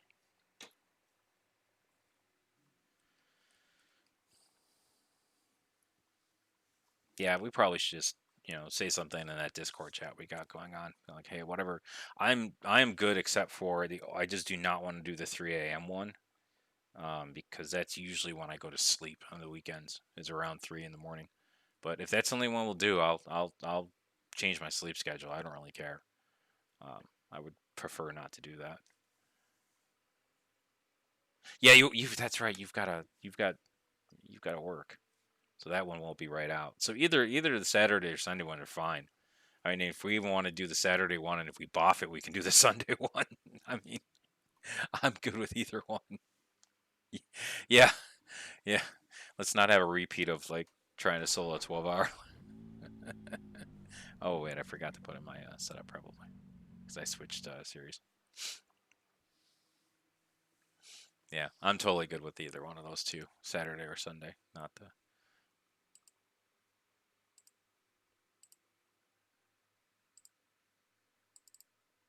Where did Lewis get the Spa JT? Huh. I never, because usually you know who the setups are from if it's pure driving school or VRS or Craig's setup shop.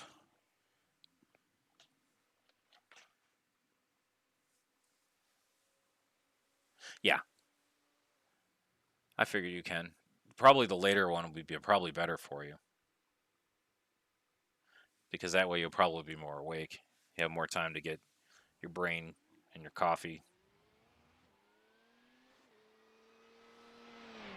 all set up. And I don't know about you, but I'm like one of those people where I need time after I wake up, no matter what I'm doing. The speed limit is 60 kilometers per hour. To get my brain going. Your exit's clear. Don't cross the white line. Disengage limiter. I'm working on it. This fucking pit lane and this steering wheel is ridiculous.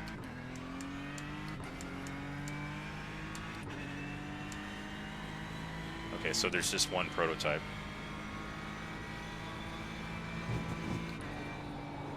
Why do I always upshift in Radeon? Or the Rouge? Oh, the shit, we got Formula 1 this weekend, too. Yeah, you did really well. I watched you guys. You guys both did really great. I mean, you didn't really have a lot of practice either because you were practicing the HPD for Le Mans, then you just jump in the GTE basically. Now, I only saw you spin it once in Indy, which is fucking easy enough to do.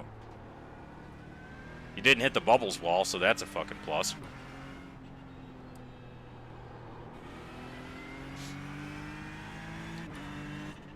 Oop. Oh, hi, doggo. Hi, doggo. Everyone say hi to my burner. That was Pepper. I've forgotten this new camera angle you can see when they just come up and say hi. She's Borb. She probably wants to go outside and go potty or chase a bunny. She a good girl.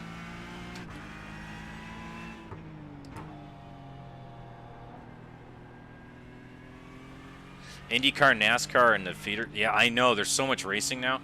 And honestly, NASCAR got a little too political for me the last couple weeks with all that shit with Bubba.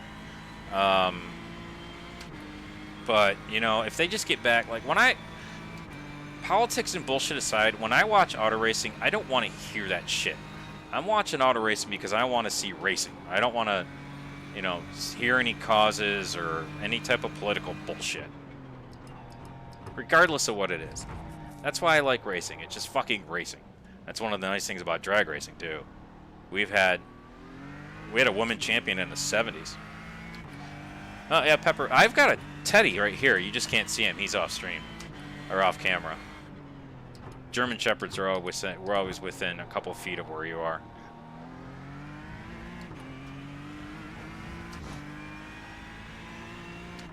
I'm hyped for F1, man. I haven't watched any IndyCar yet this year, so I was excited about the visit screen or whatever the fuck that thing is called that they got on the front of those things. Because I think it looks so much better than the Halo. And I like Indy cars. I mean, I love Indy. I mean, that track. I've never been there, but I've been there. If this, the biggest drag race of the year is also at Indianapolis. It's called the Big Go, and it's just outside of town. But my dad and I went there together 9 years ago, and we went to a restaurant that was on the short shoot side of turn 1 and 2, and it was really cool. And I knew that was going to happen because I'm talking too much. The aero screen, yes.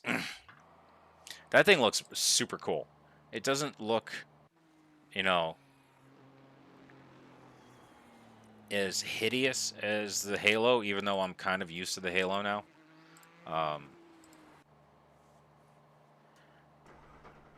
I'd explained to some kid that I work with how, like, the fact that it works without having a screen there. Although it wouldn't have saved Massa. Exit's clear. Or would have it saved Massa when that spring hit him? Yeah, I saw that P1. Hopefully he just stays in the pit lane. I almost got killed by one before I started streaming. Because I was, I don't like to stream when Nate streams. Because we all watch Nate, so... I was watching Connor for a while. I don't know if he's still streaming.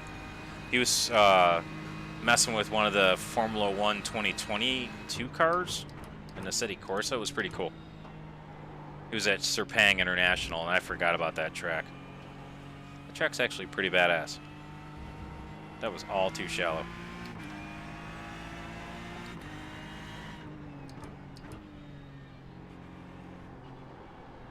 In fact, I probably still have his channel open on one of my tabs. Oof. That was terrible. Hey, look at that.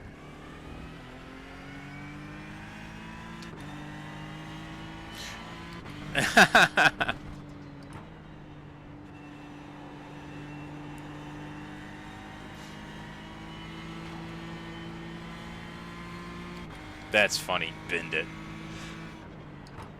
When I was watching, he had one of the setups was really borked and the car was rolling a lot. It looked like a monster truck. The way the car was rolling, it was fucking hysterical. But I forgot about that Serpang track. That track was really cool, actually.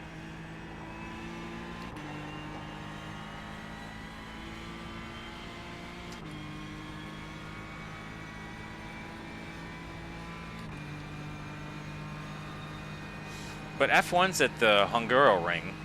No, the Red Bull Ring. Not Hungaro Ring. What the hell? I like that track. That track... Good racing. And I went way long.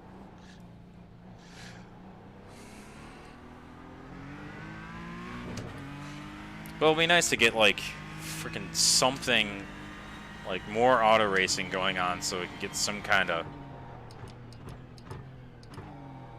normality, or just something that distract us from all the lovely nonsense that's going on with our country, which I don't want to get into, but it would be nice to actually have, you know, Formula One back. I've been watching quite a bit of NASCAR, but the schedule is so fucked up right now, it's really hard to keep track of it. And like, I like the feeder series better, to be honest with you. I like the trucks and the, I'm gonna sound like a boomer here, the Bush series, but I don't like it when all the ringers come in from the upper series and whoop ass, but what do you do?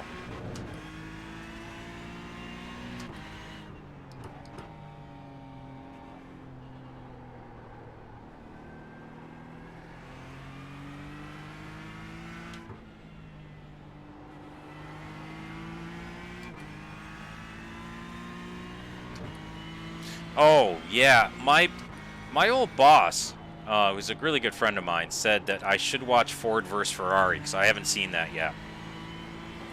And I know it's all about the late 60s Le Mans. And now I have a little bit of a special spot for Le Mans, being that was my first 24-hour race, and the fact that we got P6, Honeydew. Ah, Kyle Busch. My mom swears. She doesn't swear much, but she used to hate Jeff Gordon. So she would call him the little fucking twerp. Because we're a senior household here. I grew up a senior fan. So, actually, Carol Waltrip. I can't say his name, but...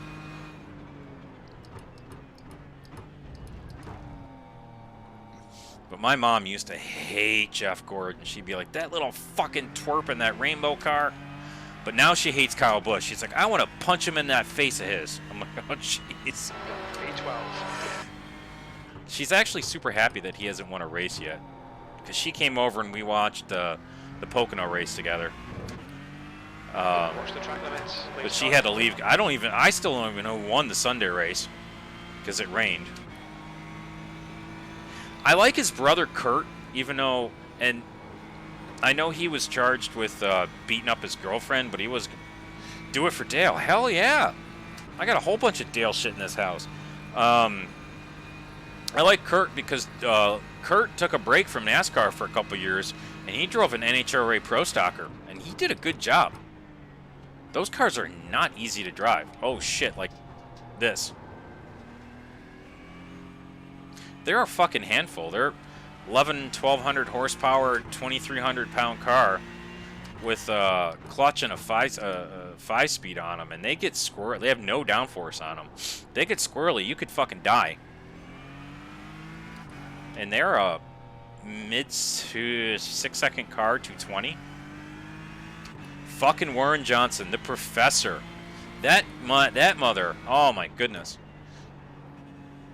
Actually, my favorite, this is going way back, Pro Stock.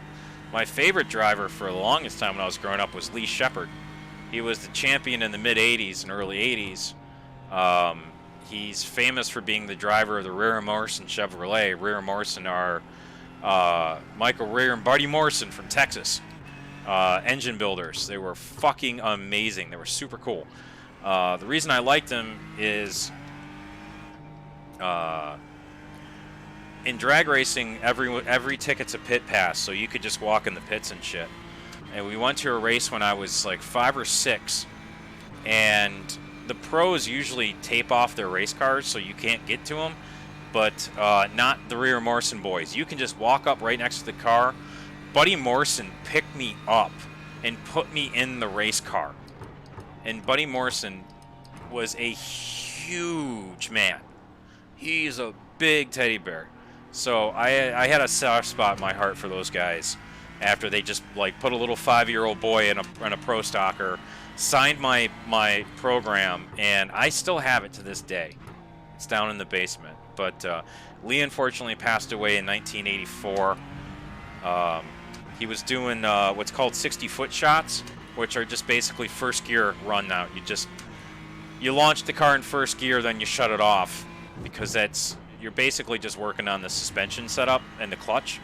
Well, him being in early 80s, he didn't have his seatbelts on when he was doing this. And these cars pull like 3 fucking G's, so they're no joke. And he crashed in first gear off a launch, and he died. So, kind of was super sad, man. But yeah, Kurt totally did the 500. I raced that weekend that he did the double, the 500 and the Coca-Cola 600. So I was actually in Pennsylvania running my dragster, so I missed it. But I think he blew up in the 600, didn't he? But I know Kurt's talented, man. I mean, I like him, even though like a lot of people got a stigmatism about him because of the possible, the alleged spousal abuse.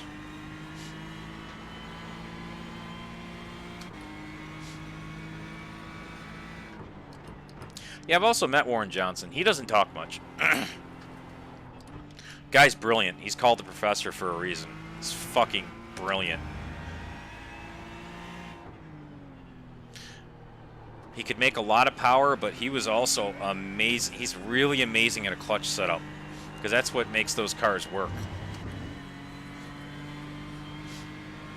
Like my dragster, it's got no torque. It's only got 450 horsepower, but it's only got like 400 foot-pounds of torque in a very narrow band. So if you fuck up the clutch setup and bog the motor, you're done. The car's not gonna go a damn place. So you got to slip the clutch just right. But if you slip it too much, you'll go through the damn clutch and then you'll burn the clutch up. Not that I've ever done that 3 times. I was also the one doing the clutch setup. Time was 2:24.39. 20 minutes remaining. You've got 20 minutes left. No, never. I've only cooked 3 clutches. 2 when I was driving, and 1 I didn't set the base weight right. And my brother cooked it.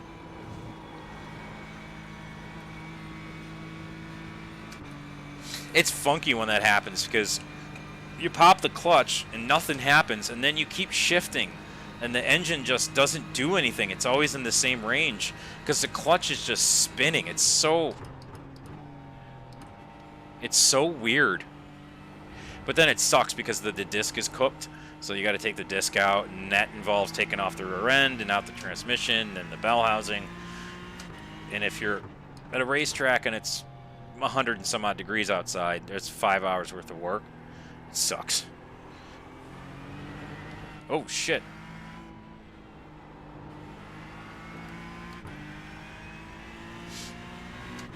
We broke in that race that weekend when Kurt did the double. We were breaking clutch fingers left and right in the dragster, and the clutch fingers basically is what disengages the clutch. The throw-up bearing sits on top of it. So my dad, in his brilliance, that winter, decided that he needed to take the clutch setup from a 6 fingers to a 3 finger. And what the problem was is he didn't balance the clutch housing. The clutch assembly itself. So what was happening was when I pushed the clutch in to engage the clutch, and when I go to pop it, the throw-out bearing was crooked, and it was only engaging on one of the 3 fingers, and the finger would actually let go in mid-run, and then the car would shake like a motherfucker because the clutch was all out of balance, and there's shit flying around in the clutch can. So that weekend we had the car apart, oh my goodness, 5 or 6 times, because every run I would break a clutch finger, and then we'd take the whole clutch apart, put it back together again, because we were dumbasses and we didn't understand what we were doing wrong. Because when you get at a race and shit starts breaking, your first instinct is just to fix it and not troubleshoot why it's broken, because you just want to run. So that's what we were doing. We were just basically, oh hey, this shit keeps breaking. Well, fuck, I don't know why. Let's just keep putting parts at it until it, you know. But yeah, that was fun. I had one run where it shook my head so bad I couldn't see where I was going. And luckily, the track I was at actually had some cones in the middle of the track on the center line. So I actually just aimed for the blurry cones. So there's nothing like driving a dragster going 165 miles an hour aiming at blurry cones. It was fun. It was so bad it shook my GoPro off.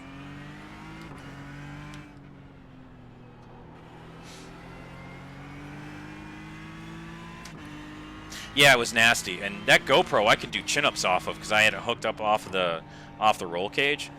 And that car was shaking like there was no tomorrow.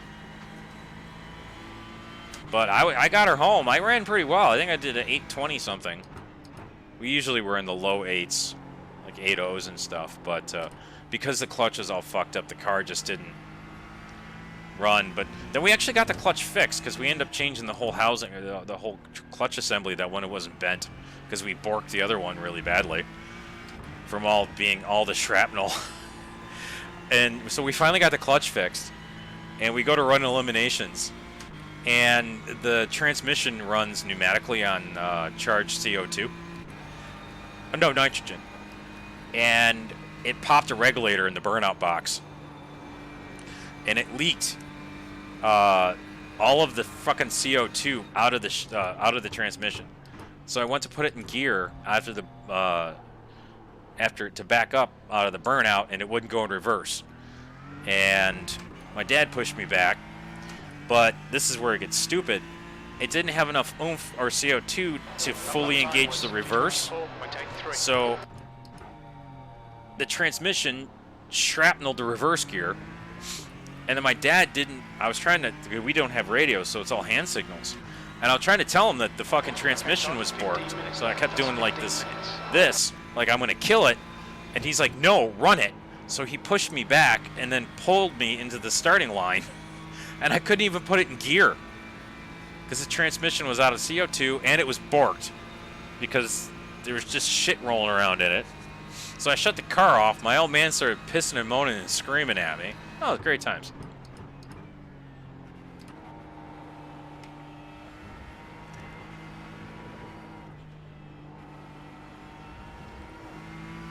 Yeah, come to find out, one little tiny leak on a regulator. I heard it, because my dad, unfortunately, at that time was basically deaf in one ear because he had a tumor in one of his ears. So we got the car home, and the first thing I did was when I pulled it out of the trailer, I charged up the transmission system and turned it on, and I heard it. So I just started doing the old, you get a flat tire, you start just spraying water on shit.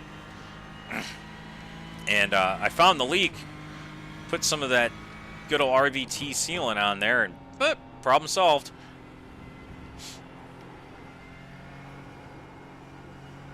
I think that sealant is still on. Oh shit. Okay. I really want to see what I did there.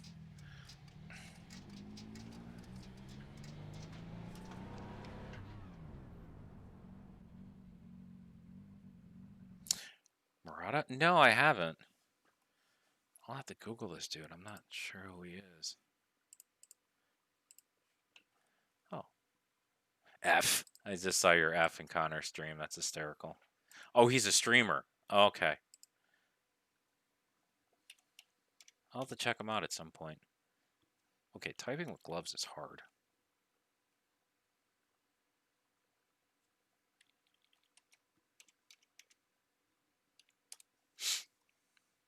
Okay, I found his channel. I'll have to give him a... He's got a beast of a car, huh? Oh, as he's playing Grand Theft Auto 5. Hysterical. Gee, he's got 500 people watching.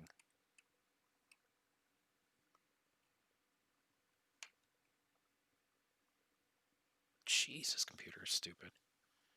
Not as good as mine. Oh, shit, yeah. Cars and drag racing is my thing.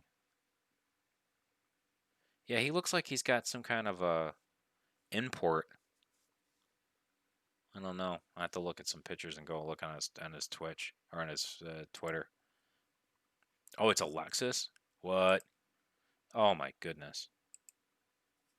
Good grief, 1,300 power. Jeez, that's probably at least a 6 or a 5 second car with that much power. It's slam, so I'm guessing it's a roll cage car. From this little picture I can see. That was one thing that sucked that the NHRA did was they killed the import racing series because it was really cool. Holds a record in the quarter. It's a street car. Oh, those dudes, man, oh man, there is a bunch of dudes that run what's called the street 10.5 inch tire. Those people are fucking bonkers. They have like cars like that, dudes, like 1,300, but there's a lot of them that have like 22 to 3,000 horsepower on street cars, on a 10-inch tire, which is just, yeah, you're just gonna, it's just asking to die because like most high horsepower cars have, each slick will have a lot more than that. We'll be like, usually they're 16s, like Top Fuel funny cars, they run 16.5 inch, I think, or even 18s on one tire. I mean, 10.5 inch tires is what's on my dragster. It's a fucking motorcycle tire.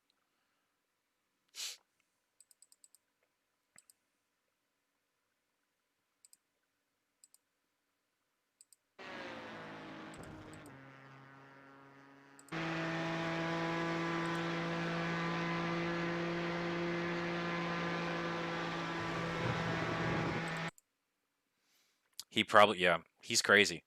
That that car has 4 times the no 2.5 times the horsepower as my dragster, and it probably is probably easily a 6 second car. All right, target 10 minutes to go. That's 10 minutes left.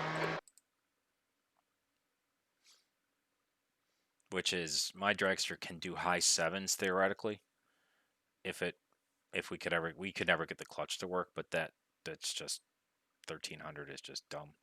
It's so much power. All right, did I bin it here? Oh, he streams at the track too. Oh shit, that is awesome. I haven't driven in 5 years because of my father passing away, and I wish we could have done like stuff like GoPros and stuff just started 5 6 years ago. So I just started getting a few runs on GoPros. But if I ever start running again, I will so stream from the track. But internet from a lot of these tracks are very dodgy. A lot of these tracks are in the middle of fucking nowhere. He lives in Texas.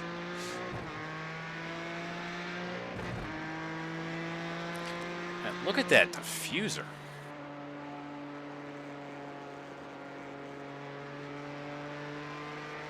That just looks slow.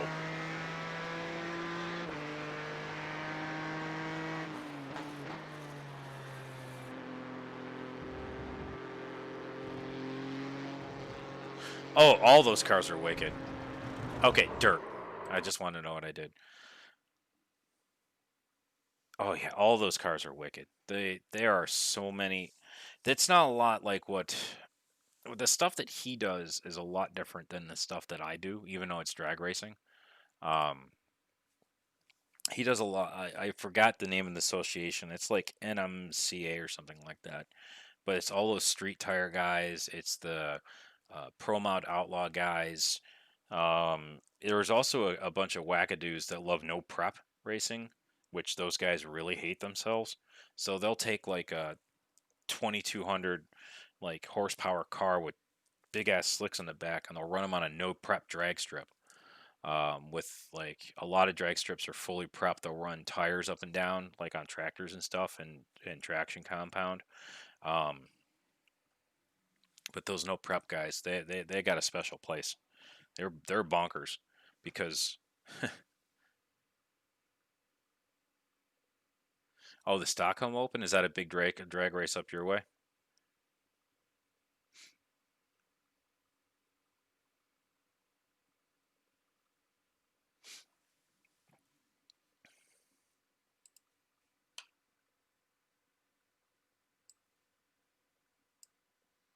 The power of the internet.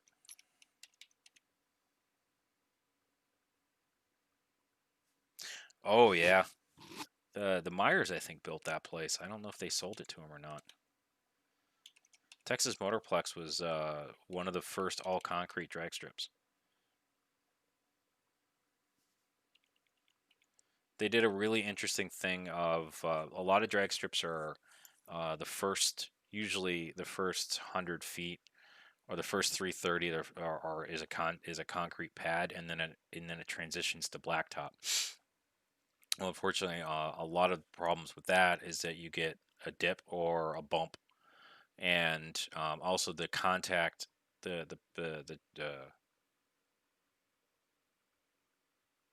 no shit, probably one of the national events. Those are the races I go to. Um, the uh, the tracks with like the Motorplex, they came up with a really cool way of using tension like bridge cables, the cables they use in bridges, tension to actually take concrete pads and then tension them underneath through the concrete together. So that way it was super smooth, and it was one of the fastest drag strips for a long time. What? It's a cash day race?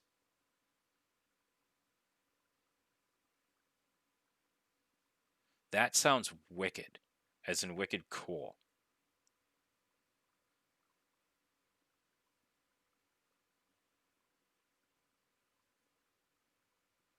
Wow, I'll have to look into that a little more. Yeah, but I think the Myers owned that. Billy Meyer owned it, who was one of the uh, I don't remember who owns it. Hey, they have the same fucking emblem. He was the owner of the other sanctioning. Hey, it's still Billy Meyer. Okay, Todd, 5 minutes to go, 5 minutes left. Yeah, Billy Meyer's a Hall of Famer. He's a real deal. But that Stockholm Open thing sounds crazy. Oh, for fuck's sake! You know they're doing that. It's crazy. In one of our states, New Jersey, they had three beautiful drag strips, and the state's forcing them all to sell, and now they're having problems with street racing. Go figure. Wow.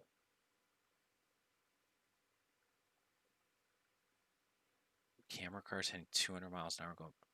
That is insane. Oh my goodness. I mean, that sounds just like some serious fucking craziness.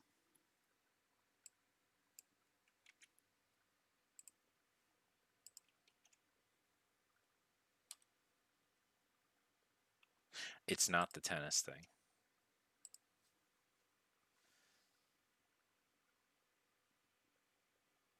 Oh yeah, there's a whole bunch of movies on YouTube and stuff. I'll have to watch those, retards. They gotta be freaking awesome.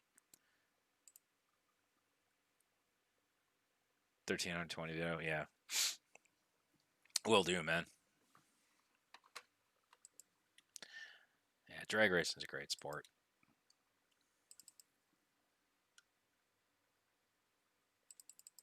Okay, apparently I can't get out of my car. All right, next session. Oh, it's highly underrated, and one of the stigmatisms that comes with, and I've actually heard it on some of our streamers. To be honest with you, the stigmatism that comes with drag racing is uh, that we only go in a straight line, so we're idiots. Which is not true. A lot of things that come from drag racing uh,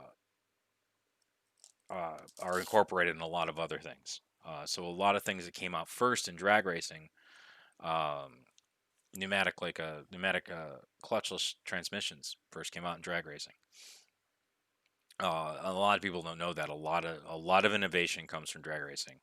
Um, you know, and it's okay. There's like I heard a couple guys talking about it, and I don't want to say any names, but saying like I brought up that I drag race in chat, and they're like, "Well, you only go in a straight line." I'm like, they don't understand the actual engineering that goes behind. It's completely different. I mean, yeah, I'm not turning, but there's so many different things that you have to do to make a car go in a straight line at a ridiculously quick like acceleration and stopping. It's don't get me wrong, I love all sorts of racing. I think it's all great. I mean, I don't hate anything.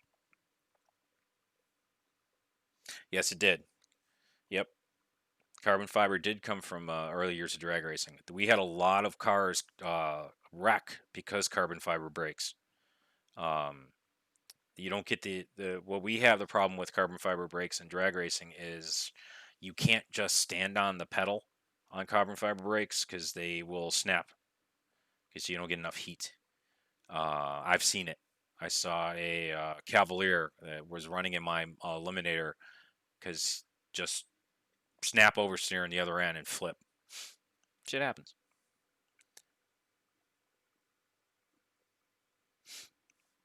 Oh yeah, there's a lot of crazy shit that drag racemen do. I mean, all forms of motorsports have their own innovation. Um, there's a lot of shit that we stole from other stuff, but like if you look at the motor that's on my dragster, it's a 171 cubic inch, which is like 2.5 liters, and it pushes out about 450 horsepower, which is about 2.5 horsepower cubic inch for a push rod motor. It's a push rod motor, single cam push rod. That's scary. 15-1 compression. It's just stupid power. I mean, I shift that thing at 12,000 and it's a push rod motor. It just and I can run it. The only thing that gives out on that motor are the springs, the valve springs. They'll start popping after 20 runs. But we usually break something well before 20 runs, but it just I mean, those drag like you can hear if you ever like BG, if you ever get lucky enough to go back to Lebanon Valley, even the alcohol cars, you can hear them like 5 miles away. I can hear a top fuel car 7, 8 miles away when I go to the big NHRA races, and I'm staying in my hotel because you don't hang out to watch the fuelers when you're running my car because you're usually busy. Oh yeah, I miss the '90 Cups cars too. That generation, and that generation unfortunately Dale died in were great cars.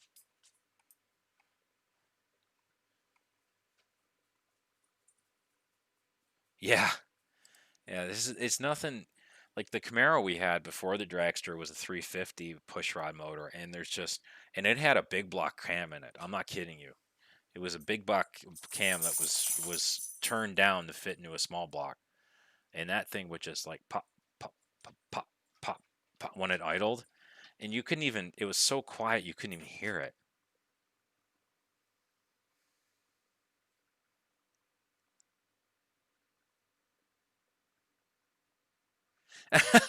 No kidding, Rotars. That's really cool.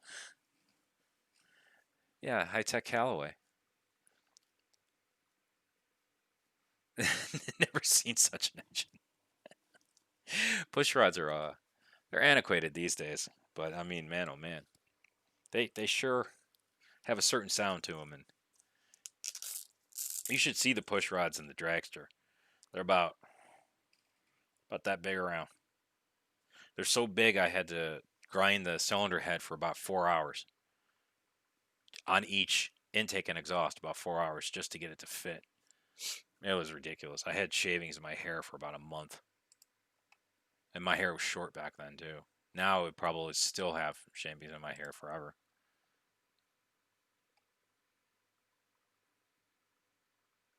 We're going to France. It does, yeah. My old Camaro was just like that. It was carbureted too, and it would.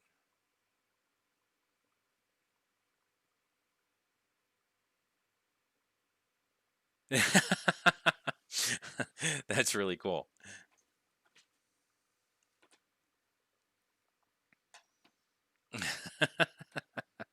Sounds about right, Rotars. Yeah, I wish we still had that old Camaro because you couldn't even hear it, and then when you go to step on it, it was so loud.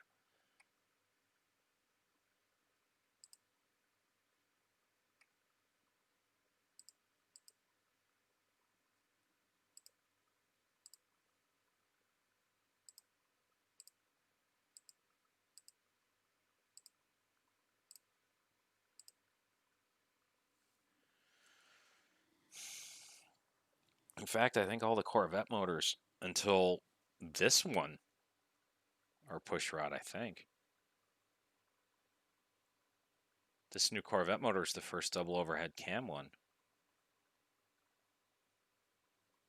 I think. Because I remember looking at reading something about the, was it the GT3s or GTEs at the 24-hour Daytona? They were having problems with the engine shaking because of the crankshaft. The fucking car was shaking apart. Because it's, I think it was a 180-degree crank on that. Or it wasn't. I can't remember. January seems like a lifetime ago, which is ridiculous. I do like that new Corvette, even though it looks like a knockoff of a Ferrari. A buddy of mine's got a Grand Sport. I really want to do bad things to that. I think it's a Fort. No, it's a 20. It's a previous gen, so I think it's a 2019 Grand Sport. It's too much car for this area because it sits in his garage for BG. You would know pretty much from October to May. It sits in his garage because he doesn't want to get salt on it.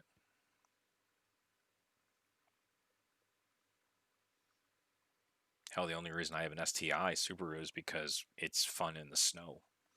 And its boxers are grumbly little bastards.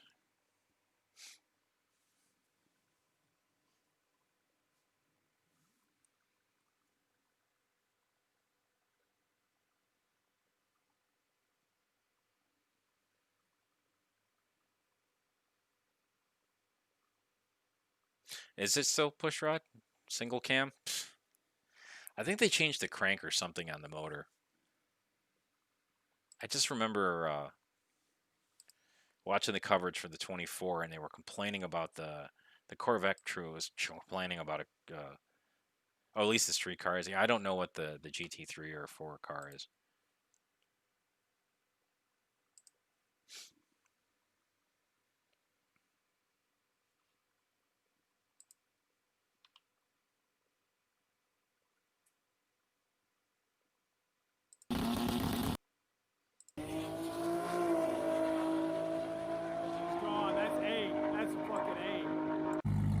Let's see.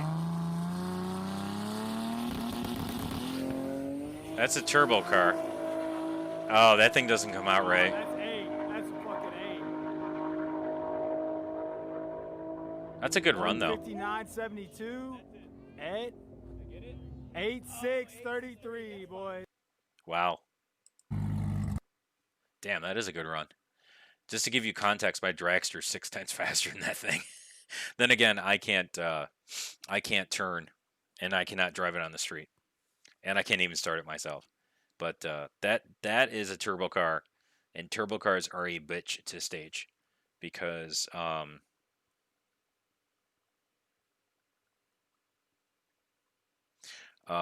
you gotta spool the turbo and hold on to the damn thing. And if the clutch is wrong, you're gonna push the clutch and you're gonna take off and all that great shit. Correct me if I'm wrong, but Chevy don't have something V8 that isn't a single that they could.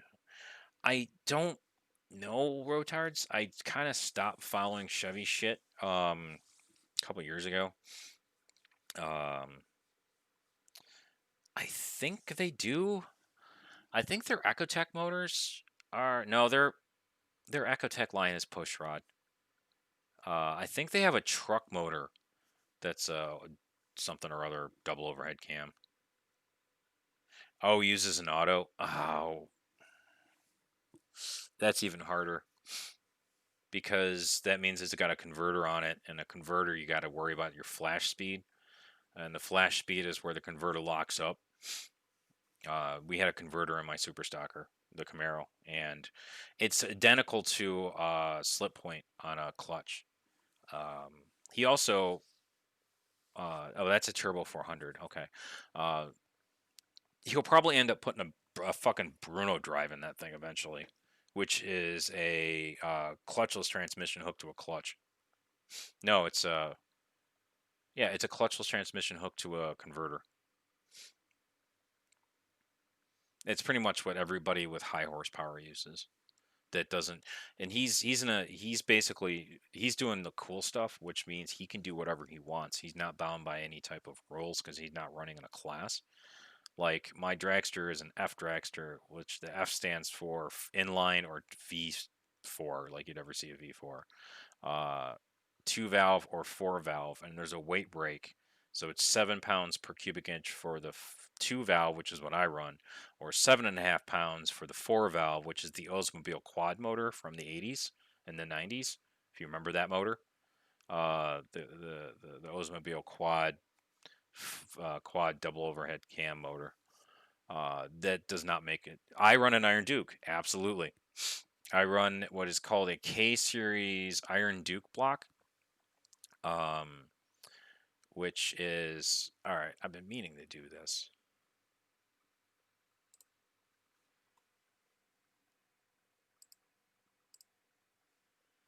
Let's just do this. I own this content. It's mine.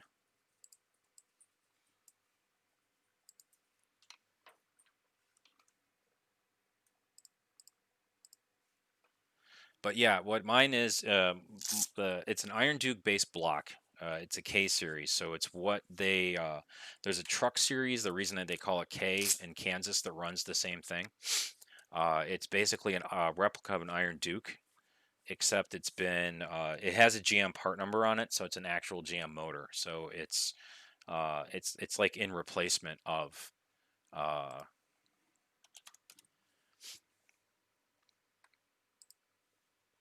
It's a replacement of, but I'm running. We don't run a Pontiac head on it. We run a small block 2 splayed valve head on it, and because they both fit, because they're both 4-inch spacing bore.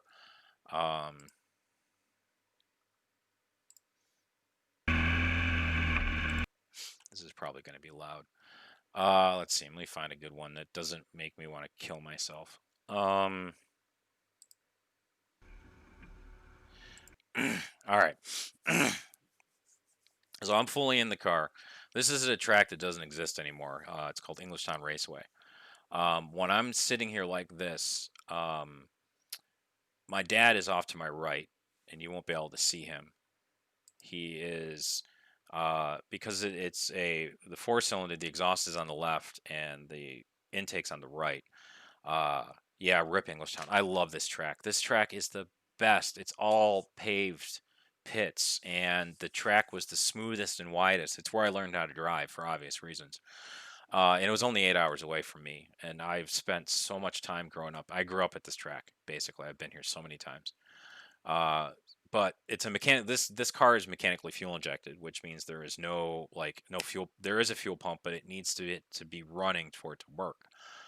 So what my dad does is he is standing off to my right with a can of gas, and he's squirting it in the scoop. So you'll hear him go, okay. And what I got to do is then turn the car on ignition base and then open the throttle, because if I don't open the butterflies just enough on the intake, the gas will load up, the vapor will load up in the scoop, and then when I fire it, when I turn it over, it'll explode. We've never blew up a scoop, but I've seen it done before, and they will hurt. They actually seriously will hurt people when the scoops are all fiber, or either carbon fiber or fiberglass, and they will take your face off. And no joke. So once I start it, he's got to turn the transmission on for me, which just allows me to shift, of course. And then I'm going to roll out and do a burnout. So let's see if I can get the volume right so it doesn't deafen all of us, because this little fucker is loud. So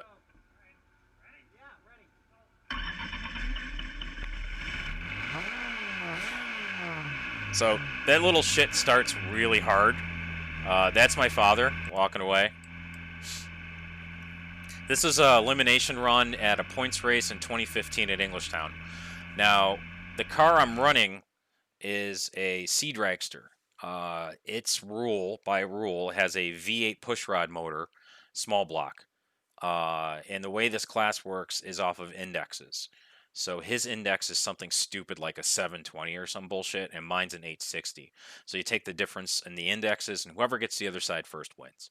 No breakout, none of that bullshit. Competition eliminator is 0 breakout, 0 bullshit. Faster you go into your index, the faster you are, the better you win. This dude's got me covered by 310s. I got no chance against this guy because he can go 6 under his index. I can only go 3 under my index, and that's intense. So he's going to give me almost, I think, a bulb and a half. And my dad actually, this run gets me really screwed up because drag racing is all about doing the same thing every time. It's all about routine. Anything out of routine will throw you out of routine, will fuck you up, especially here because I'm nervous because it's eliminations and I'm about to go run this little rocket down the strip. So my dad stops me because his dumbass forgot to turn the transmission on. So I did get one free shift because I'm in first now. Now, this car is so narrow that my hand right there, my right hand, is the brake. The only 2 pedals I have are clutch and gas. My mom is in the orange shirt over here. And what she's trying to do is tell me to stop on the damn water. So I'll second, third, fourth, and then the car bites. Once the car bites, I let off, as you saw what it did to my head there. Now, the next thing I got to do is something difficult, but it's not. I have to back up in my own tracks. A lot of times you'll see, like in drag racing, you'll see what's called a backup girl or somebody who will go out and direct you in your own tracks. Unfortunately, I don't have anyone that can do that because both of my parents were old. So I had to do it myself. It's not really that difficult, but you're also, like, BG, you've heard me. I'm also picking a tree down track where I'm going to aim this little missile. See how, like, I got the front tires in my groove? Because the front tires are exactly in the middle of the rear tires. So I'm perfectly in the groove, and I'm about ready to go. So now I'm basically, this switch right here, it's a toggle switch. It's 3 ways. So in the middle, it's a neutral. This way, it's reverse, and that way, it's in first gear. And then I hit the button here to go second, third, fourth, and fifth. I don't have a tack. I only have this big red light, which will tell me when to shift. This red light comes on means die. That means the oil pressure went bye-bye. That means this switch right here is for the burnout box, so I don't explode it in the burnout. It's a limiter. There's 3 limiters on this car. There's a couple other switches you can't see, but I always do the same thing. Like I push my helmet all the way down, I'll put my head way back, and then I'll slam my visor down when I'm ready to go. And I am strapped to this little girl. Like, my ass is 2 inches off the ground. So what I'm going to do now is I actually boffed this because I didn't stage it right. You just don't see my leg work because it is a clutch car. So I actually, what I do is I don't deep stage it. I really, like, see how I flickered the bulb? So I had to re-engage my start. And then I pop the clutch and go. In steering this car, you don't steer it, you aim it. I false started, so I gave up the red. I went too early because I bobbled. She weighs 1,200 pounds with me in it. And I weigh 180.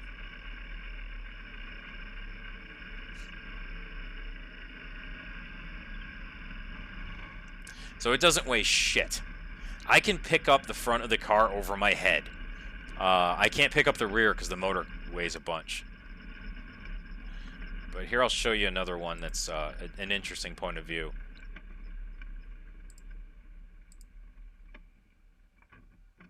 Oh yeah, his car probably weighs almost probably 3,300 pounds-ish, if not more.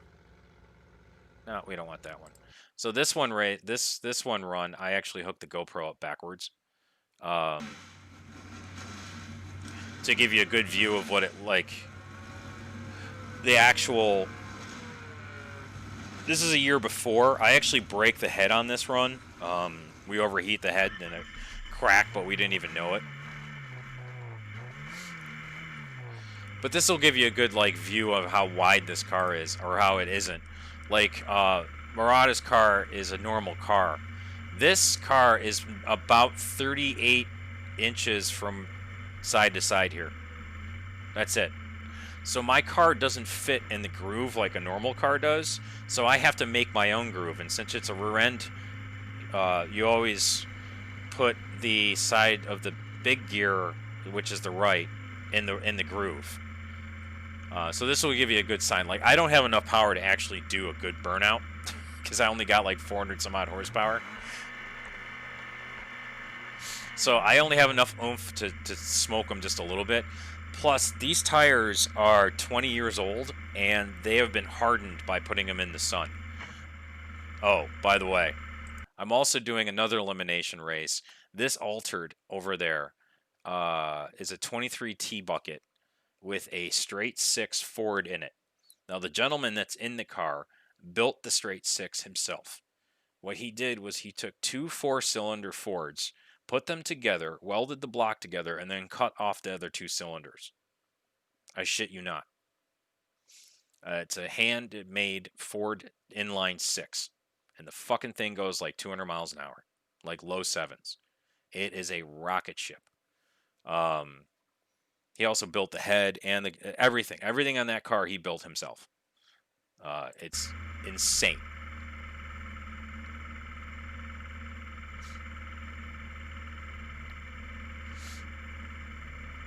Every one of the like cars in my class are uniquely hand built.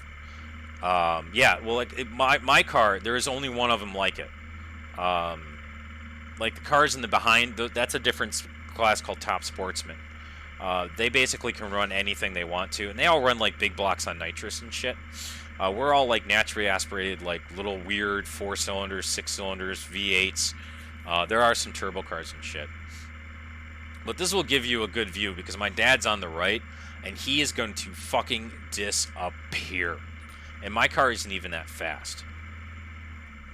It's a faster car, but it's not like, you know, Top Fuel funny car speed.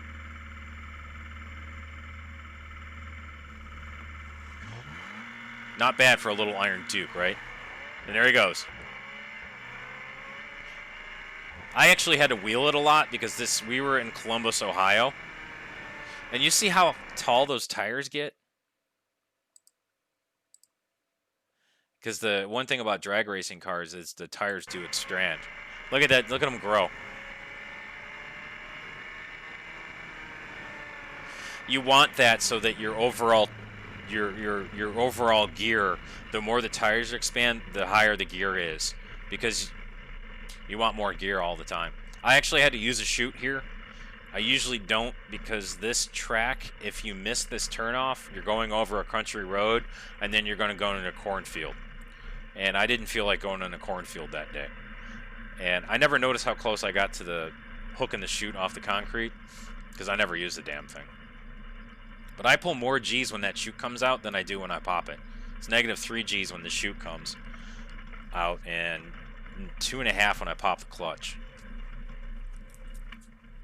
But yeah, there's a buddy of mine back here. He's got the same kind of car. That little white wide dragster. It's a friend of mine from Ohio named John Freck. He's got a sister car of ours. It's the same thing. Iron Duke car. A lot older. But yeah, that's what I do. Unfortunately, the race car is sitting quietly at home because I can't run it without my old man. My brother, who could help me, is in South Carolina because he moved down there to work for Simmons. About 5-6 years ago. Which sucks because it's like every time I go to my parents' house, I just see the race car sitting there, you know. But I thought I'd share it with you guys because you got a kick out of seeing that.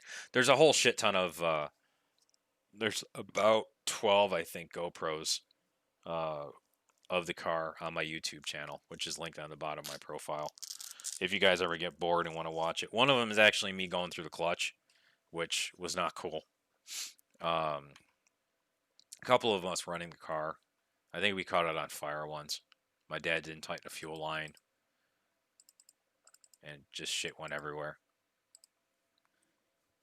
But yeah, it's crazy shit because the amount of work that goes into just running that little car is just ridiculous. Not the fire, but yeah, I know. Yeah. So like the transition I'm having problem with from like this, you know, I'm used to actual cars. I'm used to feeling like there's a saying in drag racing, you don't drive a dragster with your hands. You drive it with your butt because you feel like the dragster. I can't get my foot underneath the dragster. So you feel everything and it's happens so quickly. You don't really, like in drag racing, you don't drive, you react. Everything's a reaction. And I'm sure everything's like just like that too in a road car or in these, in these cars too. Um, yeah, exactly. It probably is the same, but it's the only thing I'm familiar with, unfortunately. But it's so much. I love sim racing, but there's so much you can't get from actually, driving with your ass. And I know it sounds, yeah, you feel it in your butt. I don't feel it. I feel, yeah, exactly. Um, it's just something that you can't get from because, but this is great. Don't get me wrong. I love this. I'm just trying to get that correlation for the most part together. And it's just nothing like it. It just, you can feel everything, the car chucking you around. And like, I could tell you, like, when the dragster's being stupid. Oh, there's a fucking P1 behind me.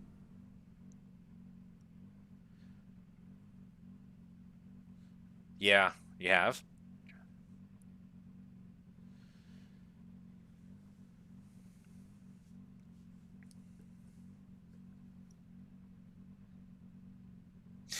Yeah, that's and these pedals are really helping already because I'm starting to notice any way that I have that I'm like being connected, which is I love that Scare says a lot, being connected to the car. Like even with these load cells, I can feel everything now. True. Yeah, about the same. I've been driving everything under the sun since I was a teenager, and it just one of these things that just got to get used to the inputs on it. And I'm shit, so it doesn't matter anyways, because I'm only really good at going in a straight line. It is 60 kilometers per hour. Track's clear. Push, push, push. But oh, hi. Okay. You guys see this? Oh, I'm sorry to hear that, man. You still may. You never know.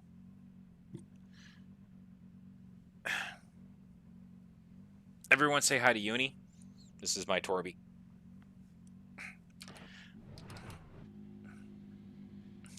Hey, Will. Yeah, my cat just decided one of my cats decided it was time to jump on my lap. She's my youngest of my 4. How you doing, Will? Good to see you, man.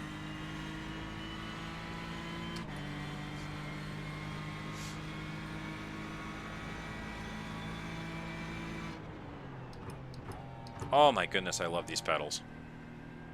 Just chilling. Same here, man. I'm practicing for ELMs race with Lewis and BG this weekend.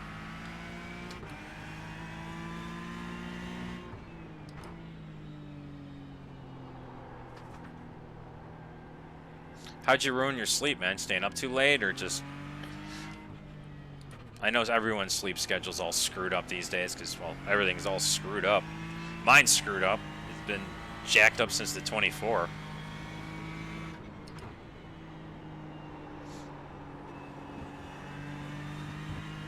Oh, shit. Yeah. That'll happen. I was up till 3:30 last night I got some new Club Sport V3 pedals, and I decided to try to install them at midnight.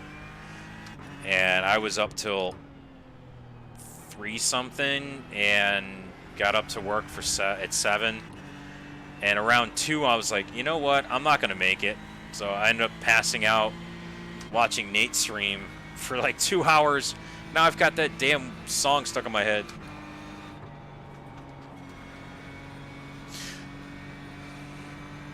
Yeah, this one wasn't too bad. It was just I don't really have a rig. I have a play seat, kind of, sort of. But I had to like remove my old pedals and unclip all the cables, and then I had to go drill some holes on the and Red Roses too. I woke up to that. So I'm gonna have nightmares of that. But yeah, I had a lot of little stupid shit, and I work in IT for a living, so I gotta have proper cable management.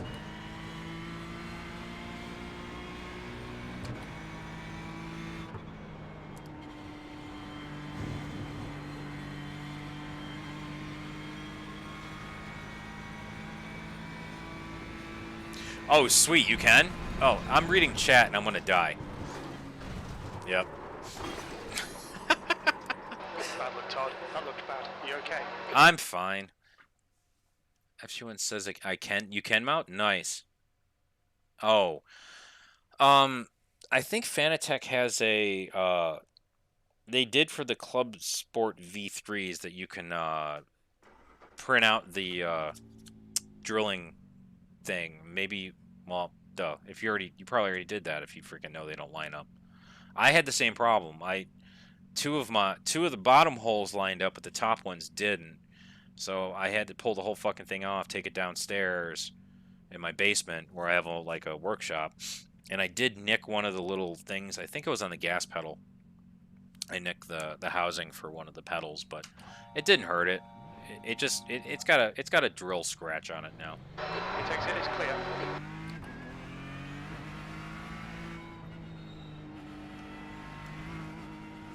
I wanted some CS3, the Elite pedals, but they're out of stock until the end of the month. And I really wanted...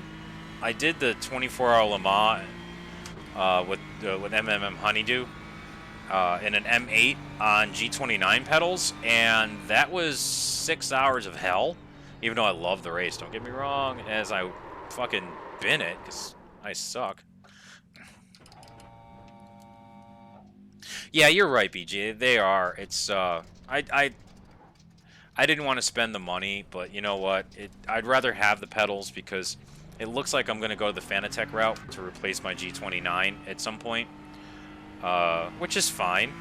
The only thing I liked about the Elites was you could move the actual pedals themselves, but we can do the same thing with the pedal facings.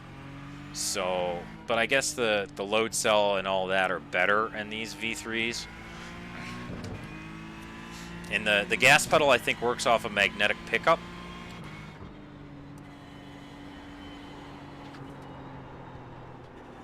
I'm driving like an asshat. Oh, more adjustable? That makes sense. I really do like the clutch because it feels a lot more like an actual clutch pedal with an, what is it, an Apex? Than the one in the G29. I couldn't drive my fucking Trucko, which is a game I need to fucking play again. I have not played European Trucker in forever. That game's great just to fucking goof around, and I actually bought an H pattern shifter for it. Oh, hi Pepper, you're back.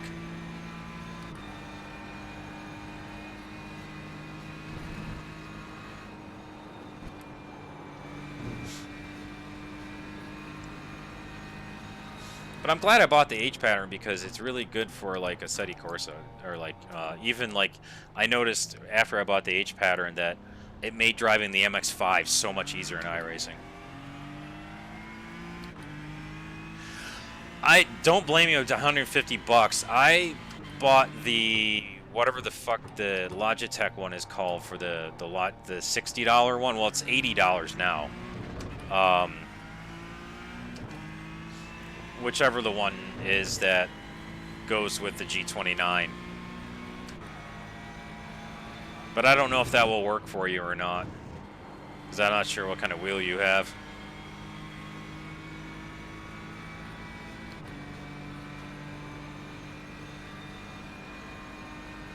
Oh, okay.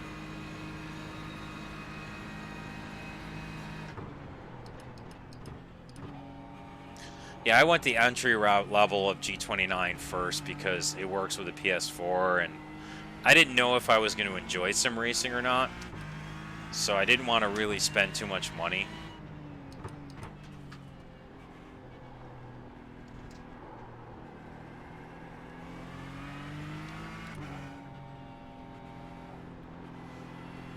But I can tell you what, these fucking pedals are... There is no way I could...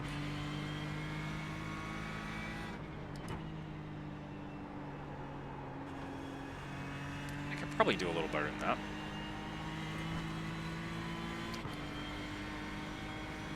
Oh shit. 200 bucks is not bad for that. That's like 100 bucks off. I bought mine for $299 new in October. Oh, shit. So that worked out for you. You got 9 months of usage for it, and you only lost 80 bucks. That's a win.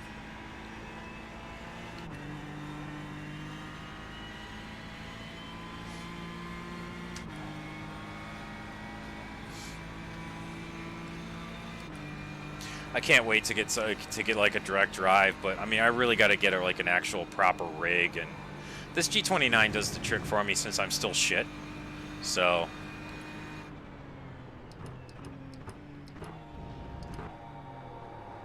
and until I'm not shit.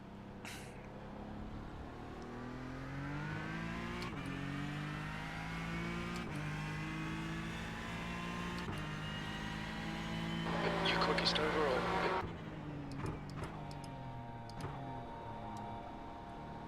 Well, that was shit. Yeah, no rig, huh?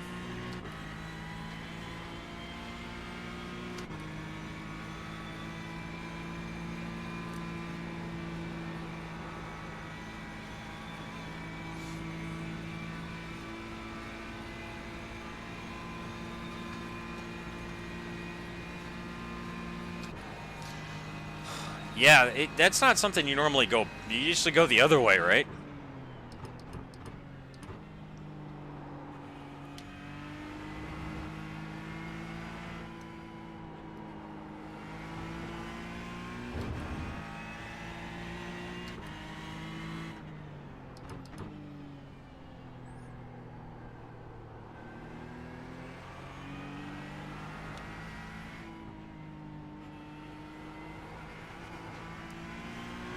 Wow. Can't even climb that curb. This lap, track limits. Oh, shit. Hi, Cat. Welcome back, Cat.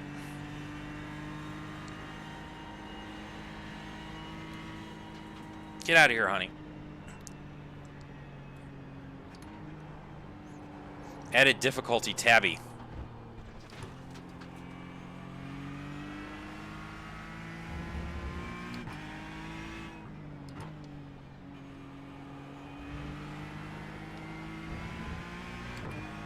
I really got to look at putting chat up on the screen that I'm looking at.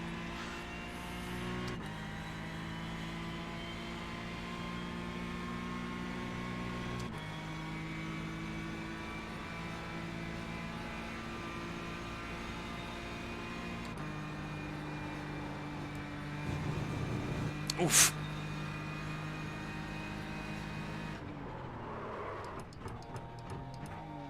Okay, I got to brake later. Earlier than that.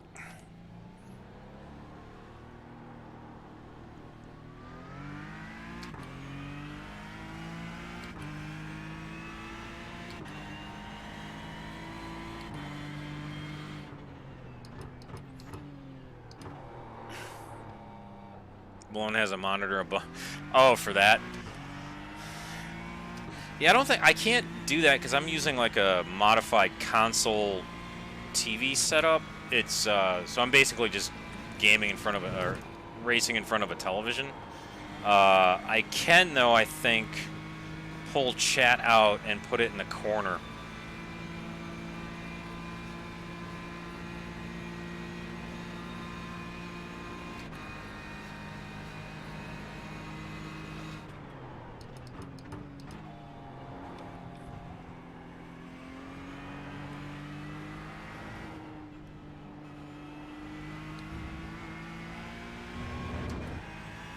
I'm gonna just start bashing on the pedal and see what happens.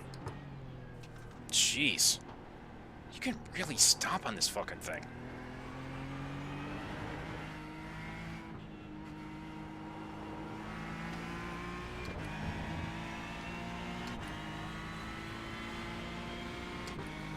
Yeah, I saw that. I don't know why. My foot's not on it. I checked the calibration and it's not doing it. Okay, Todd, we need to watch these track limits.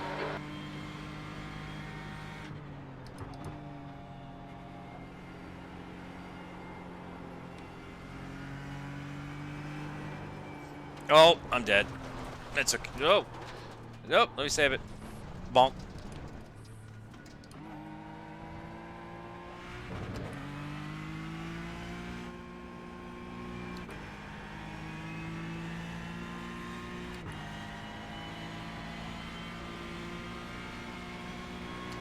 Oh, where do I set the dead zone?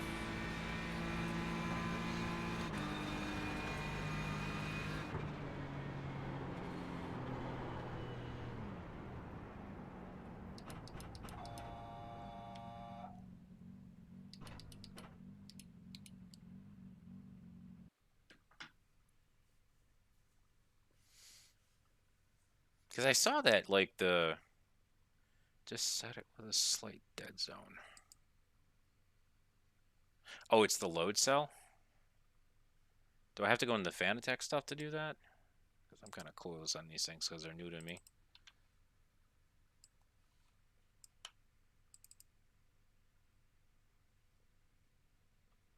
Yeah, see, I think that's an iRacing thing because I'm looking at the... They're not doing that in the... Seriously, cats?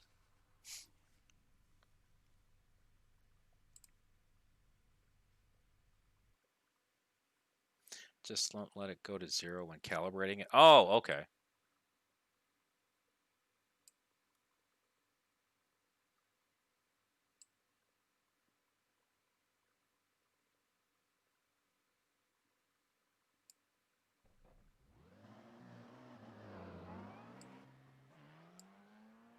Oh, great. Now that prototype's out and about. Oh, shit. It's already 12:30. Oh, crap.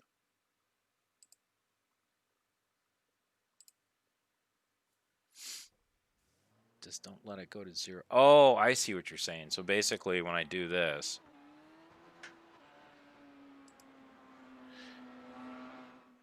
So push it all the way, and then... Oh,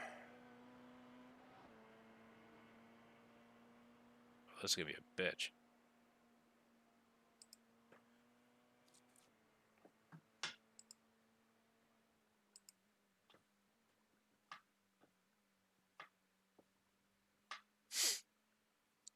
Just like that. So it picked it up. I just had to ease it back real slowly to get that dead zone. I wonder if that'll do it now. Thanks for the help, guys. Because I saw the input doing that earlier, and I just thought it was... The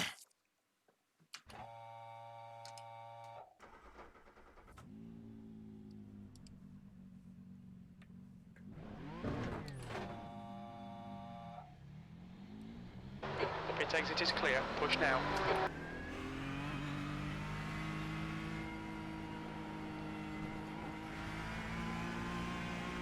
So that dead zone basically gives the load cell time to operate.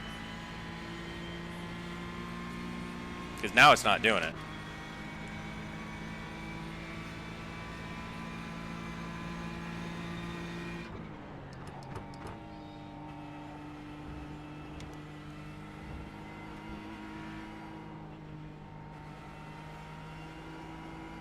Oh, just too sensitive.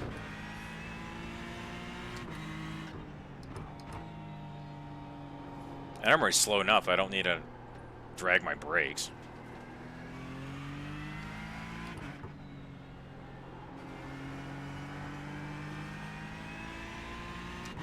That makes sense, though. So basically, I was probably tapping on the brake and not even knowing it.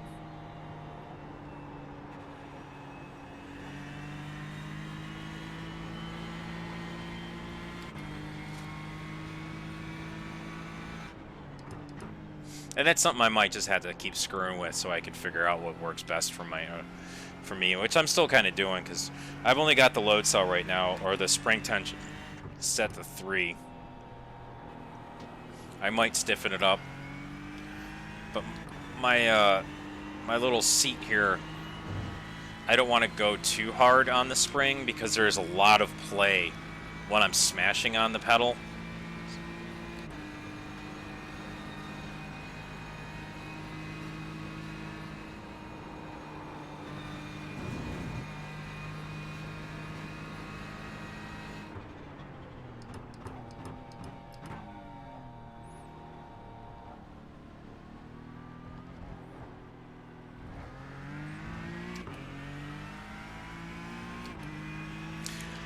Yes, I am.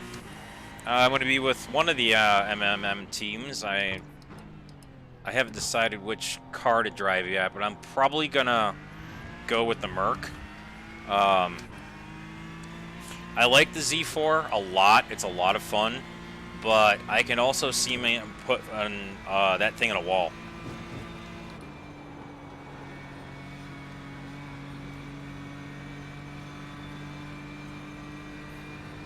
I drove the shit out of the Merc last week because we were gonna do a 12-hour. Oh, you're doing the Ferrari? Nice. I haven't driven the Ferraris yet. Well, the GT3s, that is. I drove the GTE and I didn't like it. But it could have been the setup, too.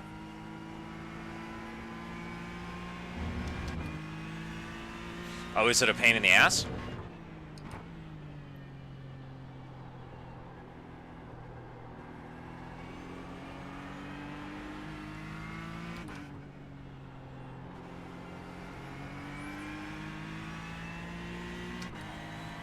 Why is the Ferrari a pain in the ass? Just is.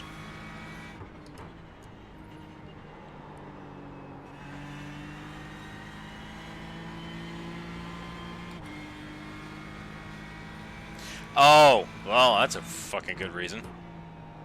Can we get an F for the rear of the Ferrari?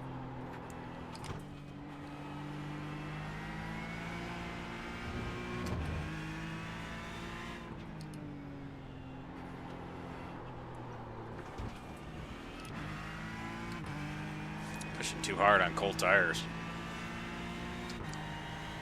This is, we're running the 6-hour this weekend with BG and Lewis and myself. That's why I'm traipsing around in the GTE car, the Ford. Or I would be on the Merc getting ready for Spa next weekend. Watch your speed limit in the pits. Track limits, they'll invalidate this lap. But plus with my new pedals, I really wanted to drive a GTE car just to see the difference of how much. Yeah, that's what I saw in the MMM chat. I think it's the only ones we have liveries for, though, which is cool, because I don't want Angus to... Oh, definitely. I could see the safest on the Merc. I don't know about the Z4, but I don't know what I'm talking about. So my knowledge in GT3s and iRacing is incredibly limited.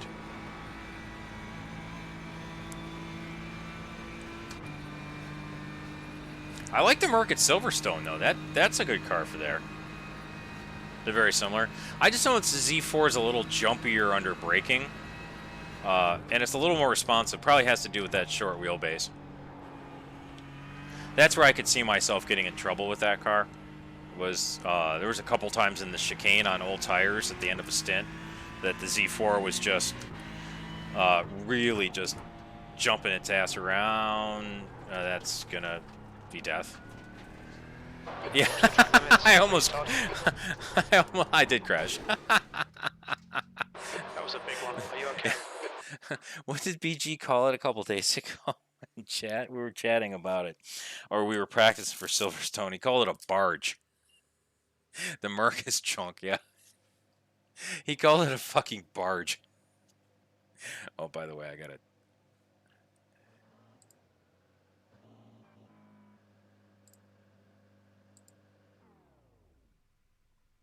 This is fine. This is fine. Oh, for fuck's sake. Oh, I can't do the sunglasses stuff, huh? Oh, okay. I can only do that when I'm in his channel.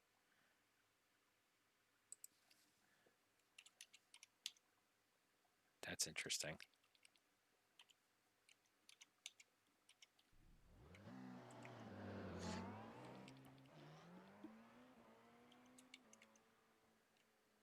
See if this actually works. Nope, doesn't. Okay, that's weird. Yeah, whatever. How many laps? Let me look at my VRS and see how many laps I actually put, because it's getting late anyways. And all I'm doing is crashing after 2 laps, so I'm not getting really much of anything done anyway.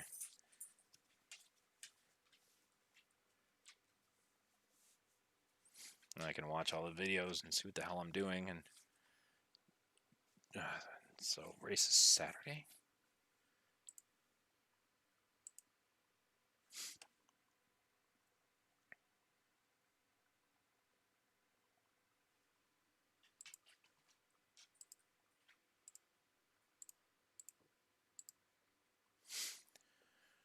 Oh man. Yeah, I think I'm gonna call it here, guys. It's almost 1 o'clock my time, and I got to get up at 7 in the morning.